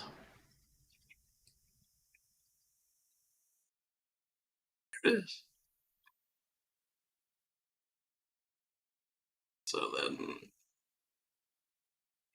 So I started to do what I finally promised you guys I would do, where I marked out the ones I liked, so I could find them again. So then, same source tweet. Elon's talking about probably Tuesday. Falcon 9 Block 5 asked, when will waypoints work FSD beta? And Elon said 10.8. So in our next update, assuming that you don't get 10.7, in our next update, if you're on the beta program, we'll finally get waypoints. And then Zach asked, can 10.8 get reset on AP strikes? Tons of us beta testers have false positive strikes and have turned off beta to avoid getting kicked out if it gets to 3 strikes. That's interesting and scary. Kind of glad I don't have an internal Tesla camera. I've got an internal camera, but Tesla can't get to it without hacking my stuff. Then we got a problem if they do that. And then Earl says, is that arguably 11.1? Because Elon said that 10.7 was 11. See, this is what I'm saying, we didn't get our second fire emoji. I won't hold my breath waiting on Elon saying something is cool to actually make it to the car and be cool. So Earl is kind of also jumping in on that. I mean, I'm not saying it's not cool, it's just not as cool as he was suggesting it was. Because we only got one fire emoji, not two. This one's got copyrighted music, You Spin Me Right Round, so I am definitely not going to play that one, but just imagine it. When will be going out wide beta testers? I'm stuck on 10.5. Yeah, I was too for a long time. 10.8. Why am I still on 10.5? We don't know. I was sitting there on 10.5 too, sitting there looking at the 6.1s, being like 6.0s, being like, what's going on? Why? I can make a longer driving electric car than you. All right, prove it. Electrify all the things. Prove it. All right. So then Marcus and a couple others brought me this article. I've got the CNBC one. Let me see where yours came from.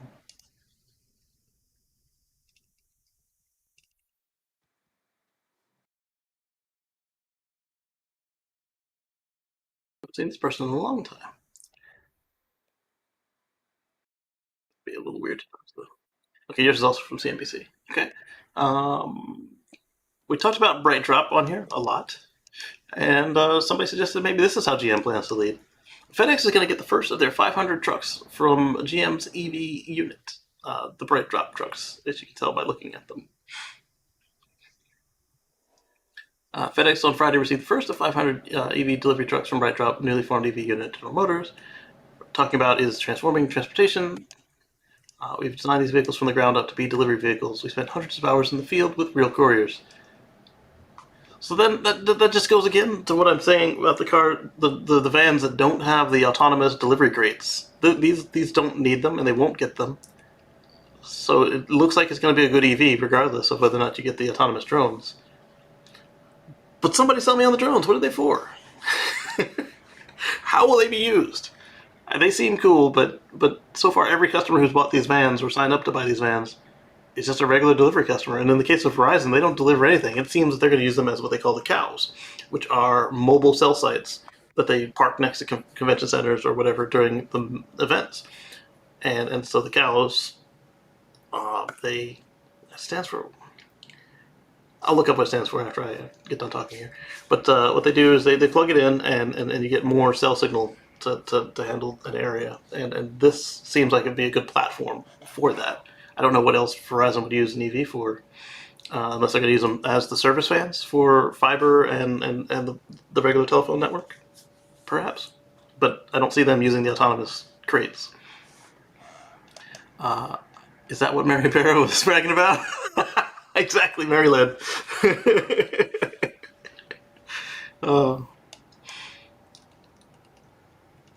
They're great looking trucks. I'm just gonna say that. They look like they get the job done. I also like how they're using like the heavy duty van wheels from GM, just like the old E series. All right, so let's see. Verizon cow. Oh, they have colts and crows. Not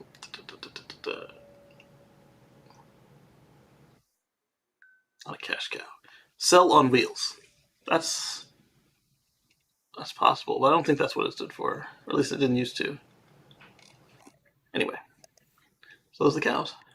And a sell on wheels is literally what it is. All right, so then I had a tweet from SpaceX about Turkisat 5B, which I already showed you guys of the satellite launching. And now we're going to go to Tesla Insurance again. So this is on Reddit. Tesla expands its real-time car insurance product to Illinois. So in Texas, they already have the real-time insurance based on the safety score. And now it looks like they've gone to Illinois. Had to call Progressive 262, Tesla 120. Same coverage for two cars, one Tesla, or one non-Tesla. Was an easy decision. For clarity, I have an accident and a speeding ticket causing my rates to be higher. Wait, so Tesla is insuring non-Teslas. That is cool. Yes, but you must have one Tesla on the policy. The VIN must be in their system. My wife's 10-year-old Buick was. All right, cool. Progressive is 108 for me. Tesla's 96. My coverages and deductibles are better through Progressive. So hoping Tesla's gonna be more competitive. I mean, that's insurance. Like, they're just some people they really want to have on their plan, depending on who they're looking for. That they'll aggressively recruit you. So they could be better. And I've got an insurance provider that it's not worth switching off of for both the experience and the rates. And that may change as more providers become available to me. But right now they have a nice bundle. Probably difference between age, past history, location, etc. The two companies calculate differently. Exactly. Like they're looking for different things.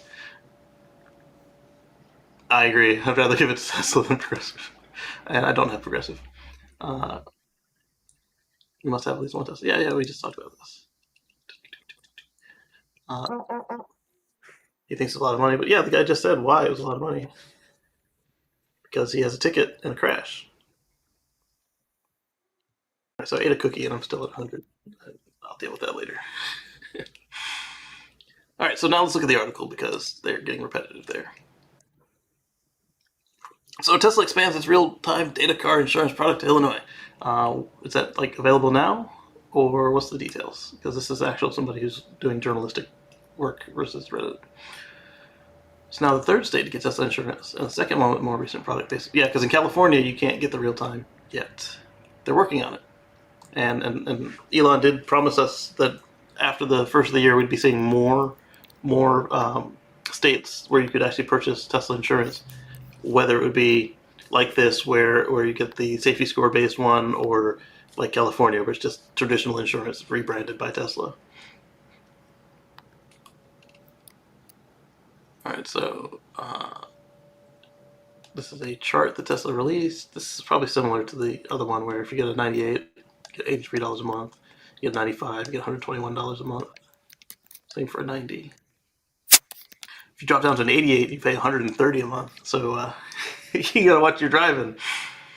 When you start out, they reset your score to 90. So if you're waiting to get into the beta program and you're getting kind of close to the next level, you might want to stay on the other insurance company for a little bit if that's important to you. Because they will reset you to 90, and it could take you a bit to bring it up. So they updated their website last night. They said that California, Illinois, and Texas. So there was no fanfare to this. It just came out. That's pretty cool. All right. So then, the Tesla Life reports Tesla is investing $10 billion in the Gigafactory, Texas, creating 20,000 direct jobs and will lead to the creation of 100,000 indirect jobs. We already knew about the $10 billion, but these numbers of how many jobs they were going to release, and then the real news is the pile-on effect of how many suppliers are going to be feeding this monster. I mean, it's huge. You've driven past it, Marcus. Yes. I hold on. Yes. Just the other day again. Yes. I'm amazed with it's like an airport. I mean, it is gorgeous. It's that big. Yeah. It's like an airport or something. Really huge. So last week we talked about the Chevy Silverado EV, and then I had just realized when it was spelled out that they actually flipped their logo around to get the EV to be in the right direction, because Silverado has the V before the E. Right. At least the one that they colored where the EV was together. It was backwards. Yeah. And so its twin is now also getting a reveal soon. So we've got a little sneak peek of the GMC Denali, a Sierra Denali. And that looks like it'd be a fun little truck. And by little, I mean full-size truck. Yes. We didn't see much of the Silverado. We saw it was kind of like a truck shape. That's all we saw. Now we see the front of the GMC Sierra Denali. I'm curious if it will share any bones with either the Silverado or with the Hummer, because GMC is the one that's handling the Hummer this time around. I would bet I would bet 9 out of 10 it would be the Silverado some way. Historically, it's been, yeah. Yeah. They didn't reveal much, but they did say the Sierra will launch exclusively in the Denali trim. Well, that makes sense. So far, almost everybody's been launching their EVs as the expensive one first. So, I mean, this is going with the trend. All right, so as for the look and teaser of the image, clear view of what the Sierra's front end will look like. Let's watch this, and I'll probably have to mute it because it's marketing. Yep. All right, so there's the Hummer. I like that they're doing the same thing as Rivian, where you can see, oh, it's doing it on the Denali too, where you can see the charge level just from the regular lights it's already got. The future is electric. We're professional grade. Nice. I agree with that part there. I mean, future's electric. Oh, I muted this guy. Today we're going to test drive General Motors. That is related. That's the Hummer. The Hummer is huge when you look at it compared to the other trucks.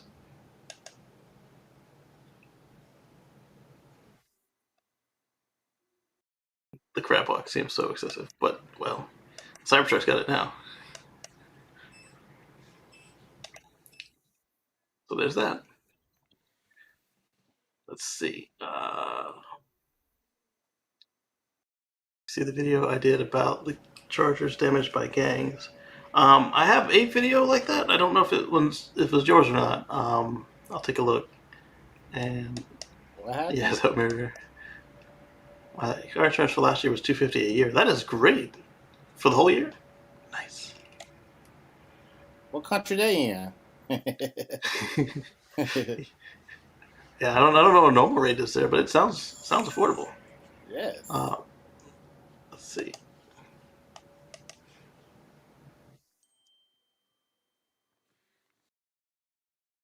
All right, so we talked about the $5 billion electric plant in Georgia from Rivian. Then we talked about SpaceX with the back-to-back launches. Then we got a spy shot of Terra, Texas.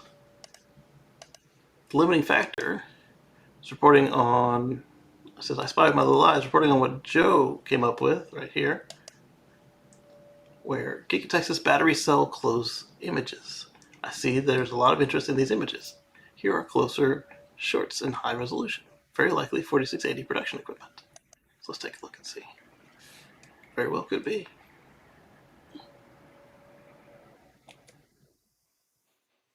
Some big windows. I mean, you know that machine is huge, and the windows are taller.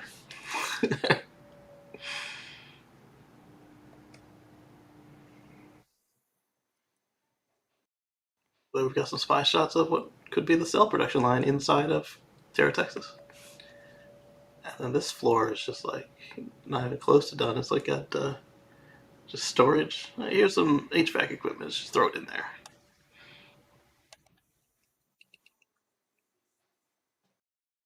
They're serious with the pace of doing. I'm not sure what else in construction you would see pretty much operational facility on one floor and missing windows and air ducts on the other. Not an hour knowingly wasted, it seems. Do you see anything out of the ordinary or expected? Looks like they're prioritizing Austin over Berlin now for first production. Uh-oh. Can't say I blame them. Let's tag the Tesla Life. I don't know. It's not a big thing, but they got the street name. They put it up on Google now. They say now here. What's it called? Tesla. Tesla Way. Tesla Avenue. Tesla Way Avenue 1 and 2. Yeah. Cool. It's put up on Google too. They say or something. Yeah, the first Gigafactory in Nevada is on Electric Avenue. Yeah. There's an Electric Avenue here for some reason. Let's see. Are there any other factories outsiders are allowed to see from inside with windows like this? Joe has special permission to be flying his drone so close. Maybe. We could enjoy the exposure. Yeah, exactly.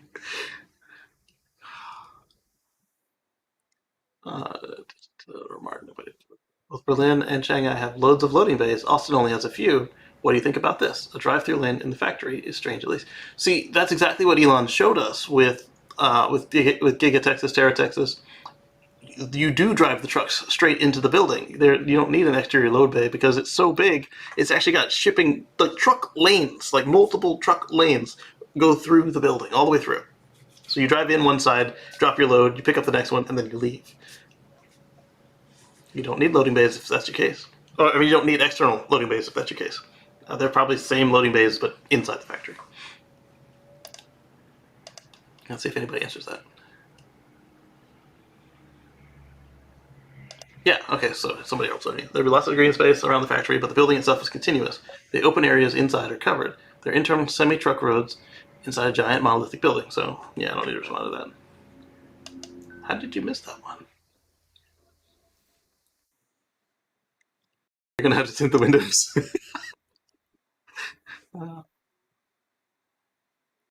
Was there a wall in front of this that got taken down? It's a window. Oh, man. Anyway, this one, I put it in for two different ways. Two totally different ways to take this.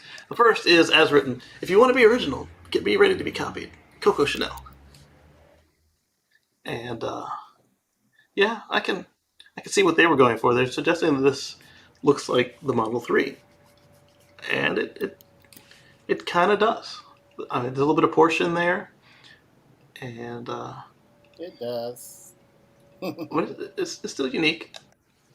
This is the Neo ET5. You'll notice it's got a LiDAR hump, and I guess these are external cameras up top. That, you know, this may make it easier for them to go with their copy of Autopilot. Oh, sorry, that's Xpeng. Xpeng copied Autopilot. With their version of Autopilot, I should say here in this case. I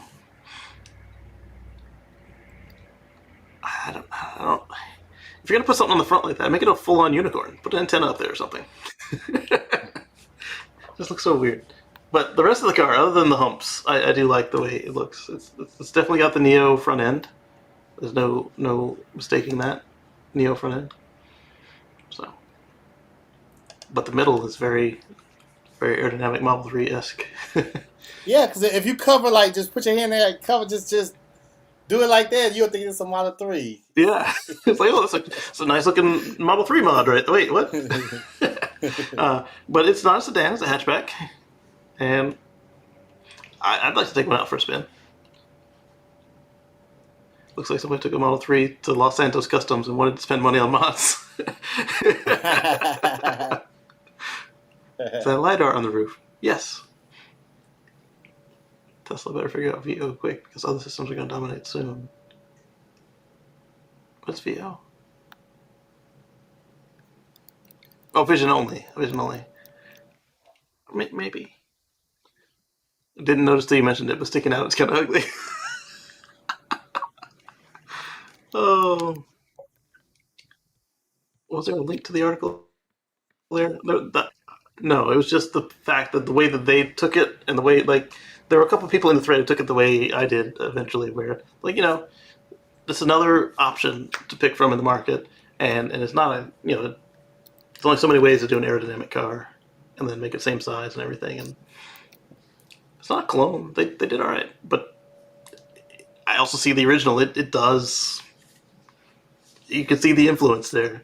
They were not unaware of the Model 3 when they made this car. All right, so then Sawyer's found a video that spotted a Model X security vehicle at Fremont, and this isn't a new concept, but this is from the last time I saw a Tesla security vehicle. It's a new decal.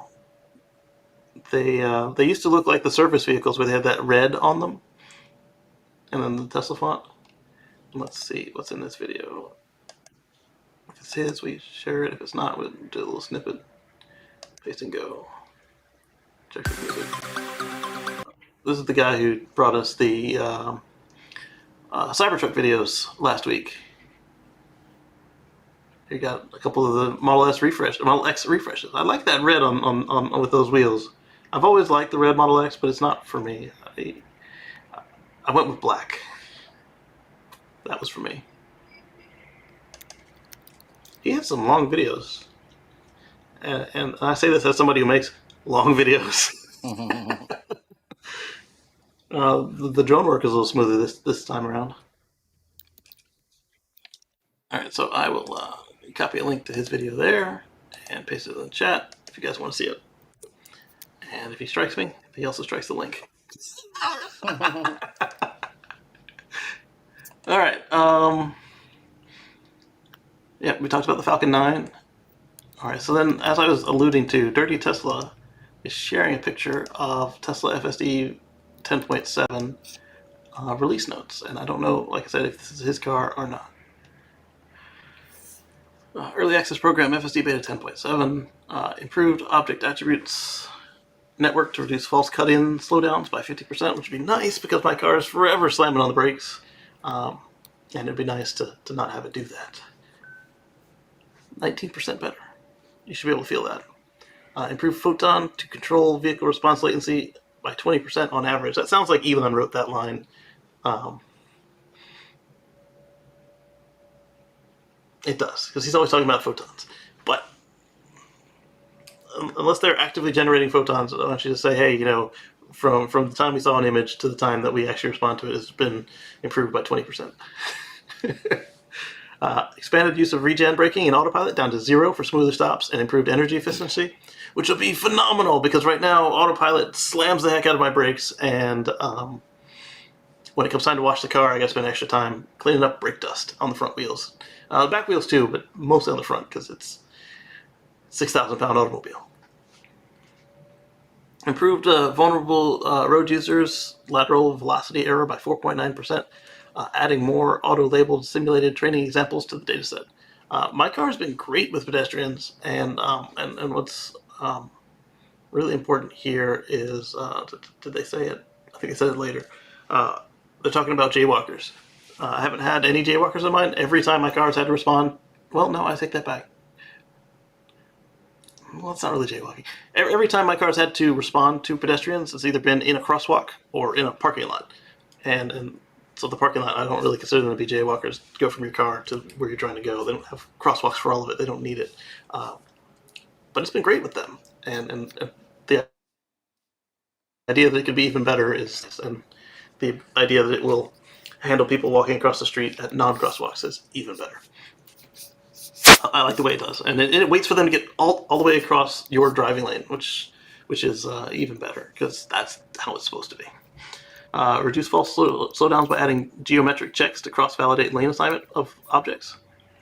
That's good because, like, whenever I want to change lanes and there's a semi-truck just kind of off in the back there in another lane, it refuses until they get really close, and maybe this will fix that, as well as with objects that are crossing your path. Like, you're I'm gonna mute you for a second while you shuffle whatever on the microphone there.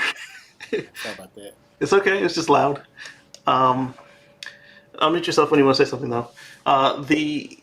You've probably seen this on your car where something is going across your path and then the car wants to just slam on the brakes because there was something there. But it sounds here like now they will check and see if the thing is still there by the time you arrive before they slam on the brakes. It's been slightly better on 10.6.1, but it's still there, and it'd be nice to see it not slow down for cars that are no longer in your way.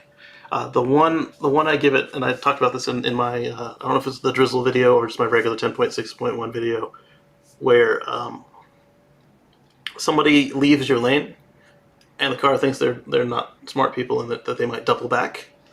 I think they should close the distance so they still have room to stop safely if the person changes their mind and whips it back. But right now it does give them too much space after they've left before it starts to speed up, and it agitates people. Improve the speed profile for unprotected left turns. In all my videos I start out with an unprotected left turn, and the car seems to sometimes think that it is protected, like it can wait in the middle, and it can't. So it'll be interesting to see how that one does, as well as how it does with just random turns I may throw at it. Improved vehicle speed profile for unprotected left turns when visibility is low, and added more natural behavior to bias over bike lanes on right turns. So right now the car doesn't really like to turn over bike lanes. If you've got a turn coming up and there's a bike lane, and it has to go over the bike lane to get to the turning lane, it won't do it. And depending on how the bike lane is drawn, if it has to turn across the bike lane just to make the turn from the regular path of travel, it might not do that correctly as well. Improve comfort when yielding to jaywalkers for better modeling of stopping region with soft and hard deadlines. So it sounds like it would behave more human-like when somebody is darting across the street, and if it thinks that they'll make it, it'll do the right thing, and if it knows they won't make it to the place, not if it gets hit, but if it won't make it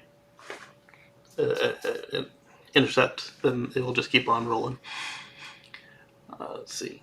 Improve smoothness for merge control with better modeling of merge point and ghost objects positioned at the edge of visibility. They worked on merging on the last two updates, 10.5 and 10.6.1. I don't know what was in 10.6.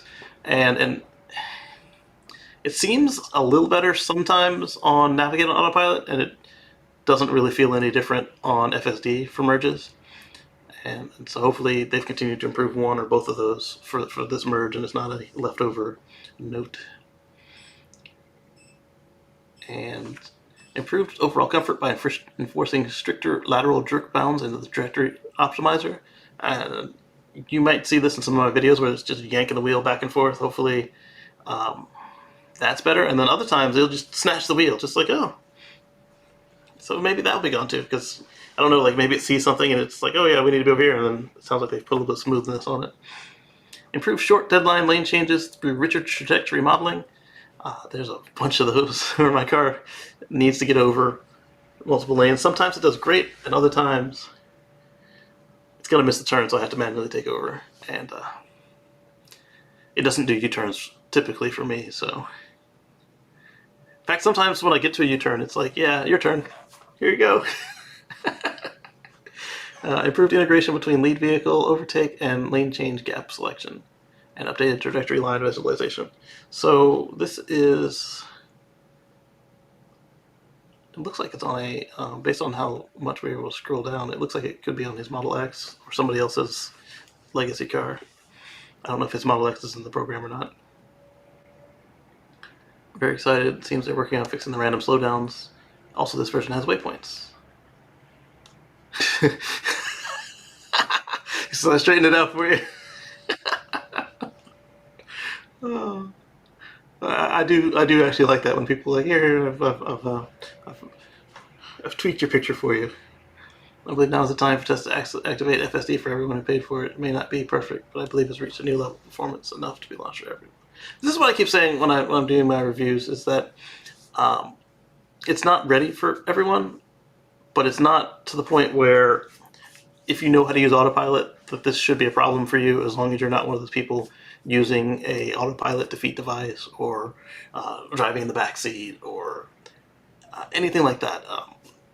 If you know how to work autopilot and you pay attention, then this, you might not want the frustration, so that should be on you whether or not you want to do it or not. But if you know how to work autopilot, I don't see any reason not to let people with autopilot experience use this. Maybe if you just bought your car and you bought autopilot on it, then maybe let you ease into it, let you have it for a couple of weeks, and then let you opt in. Let's see what Chris says here in response to that. I don't like that. I don't want to give it to everybody, but I do think that it should be more spread than it is. Even some who went through safety score and all that are almost offended at how bad it can be. Personally, I find it strange because it's not a problem to keep it under control. It's true. And I agree, people paid, let them toggle it on and off if they want. But then this comment. I got a Model 18 Model S with prepaid FSD. Last year they did the MCU upgrade, and I've been told that the camera upgrade will be rolled out at some point, but it can't FSD until that time.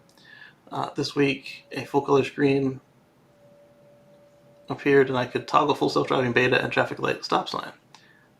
The car makes full 90-degree turns now, and now stops at stop signs, and generally navigates significantly more precisely with FSD screen imagery. Is this FSD? If not, what further enhancements might I expect? The feature comes and goes, which is annoying, which is certainly fun to play with when operating, but I'm at a loss to figure out what's going on. I think he's saying that some people don't know what they're working, That's what I'm gathering from that. It doesn't. It sounds like he's still waiting on FSD, and that he's kind of let it, because there are some stoplights where there's enough lane markings that my AP1 car would make left turns and right turns because they were properly marked, but it was not consistent, like he's describing, and it was not a very good performance either. But to say that it could not handle it would be a lie. It just you could tell it wasn't designed to do that, and they were selling FSD at the time. I was ending my time with the AP1 car, so let's see.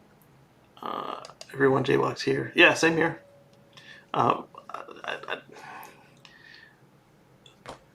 Cars don't own the streets, but at the same time, if somebody were to start walking across the interstate, I would be very upset.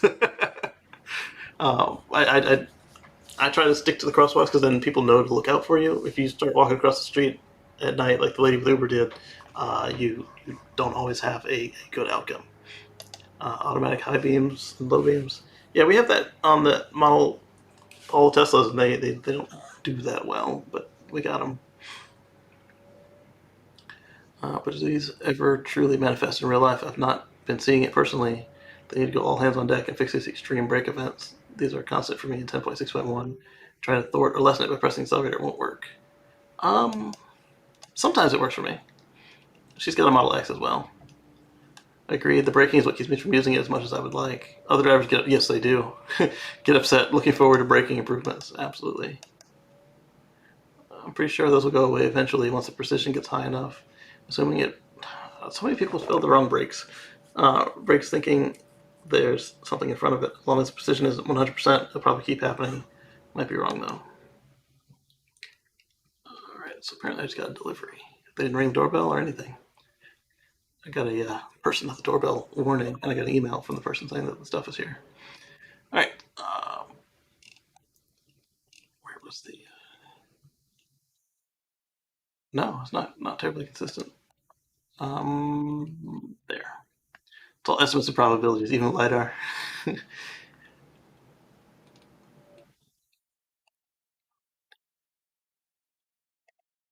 So let's go back to Mach-E.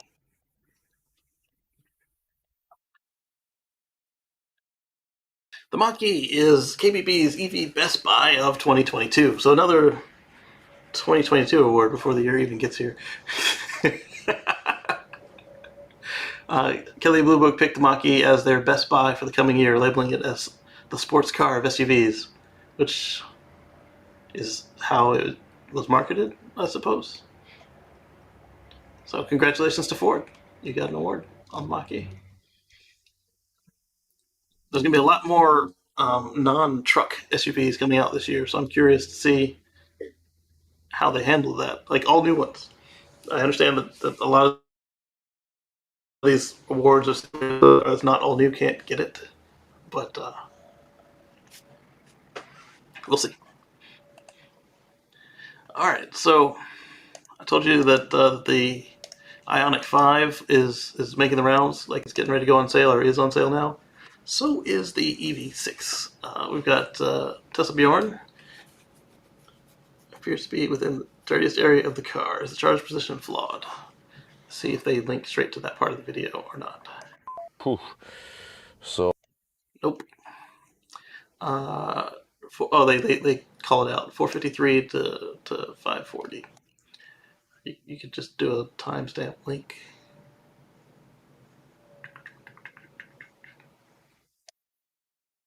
And he got the wrong times. look at that. First thing I'm gonna show you is that normally I would get out of the car, right? I'm gonna charge, and then I come in the back and like, this is the charge port. You don't want to touch that shit. You see, charge port placement here is bad.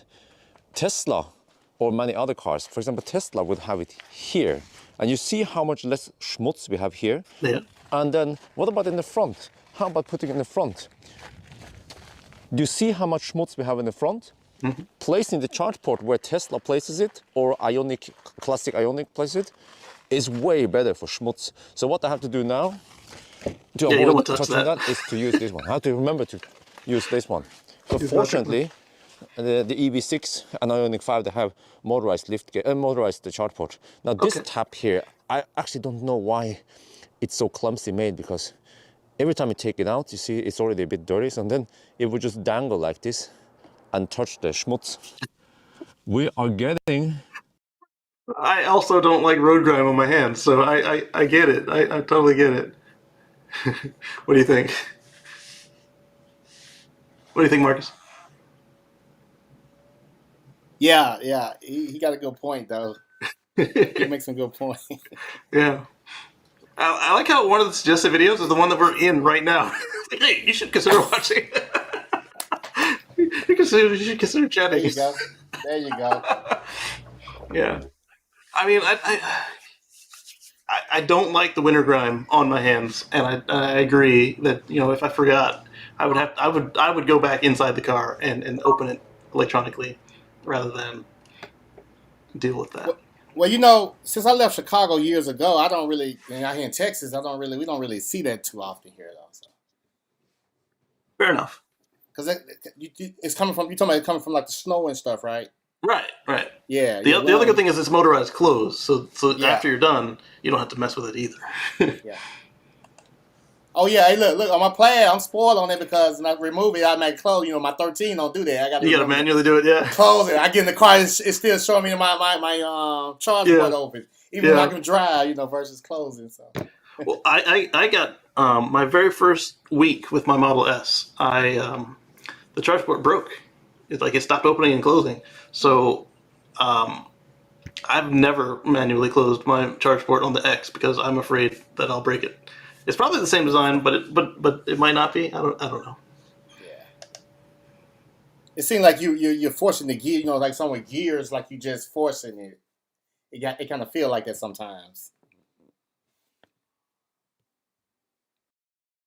The S word. He was banned you for the S password.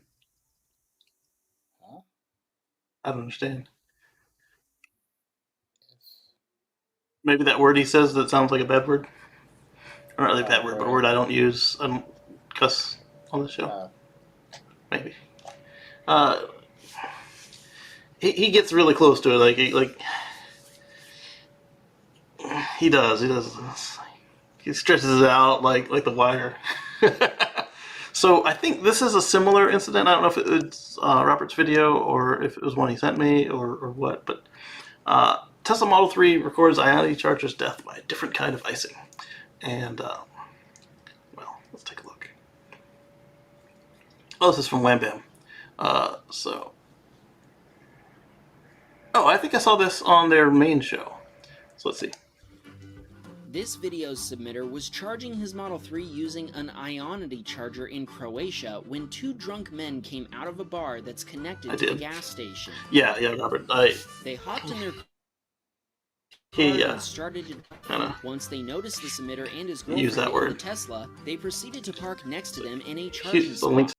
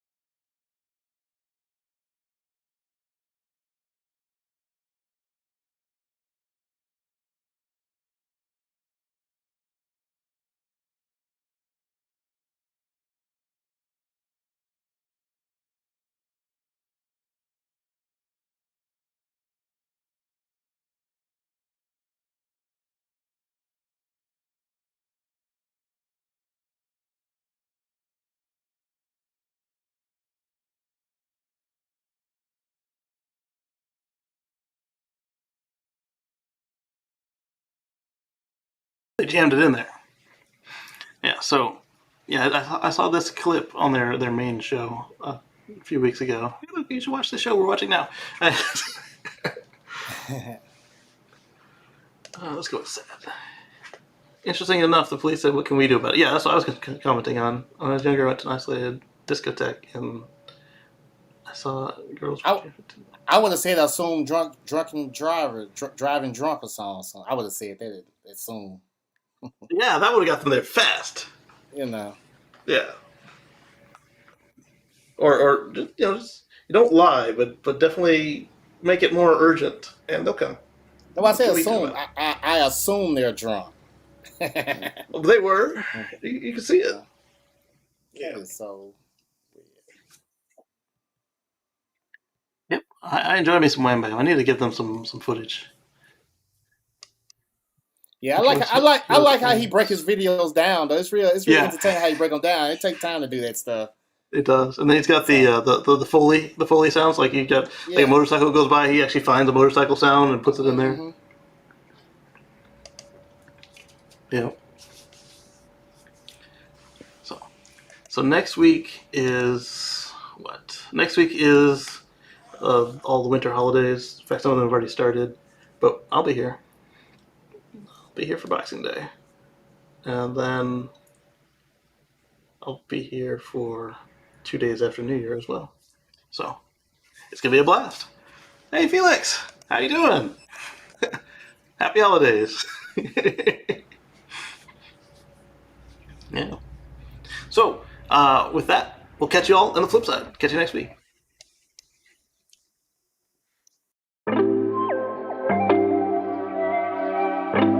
Thanks again to Zachary for the contribution. I guess I could do a Christmas special. I'll think about it. Specials are a bit of work. I'll think about it. Could be a little slower at work or something. I don't know.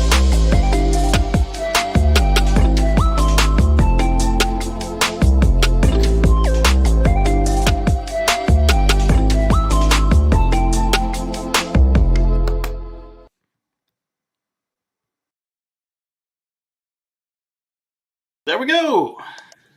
Yeah. I see Andrew.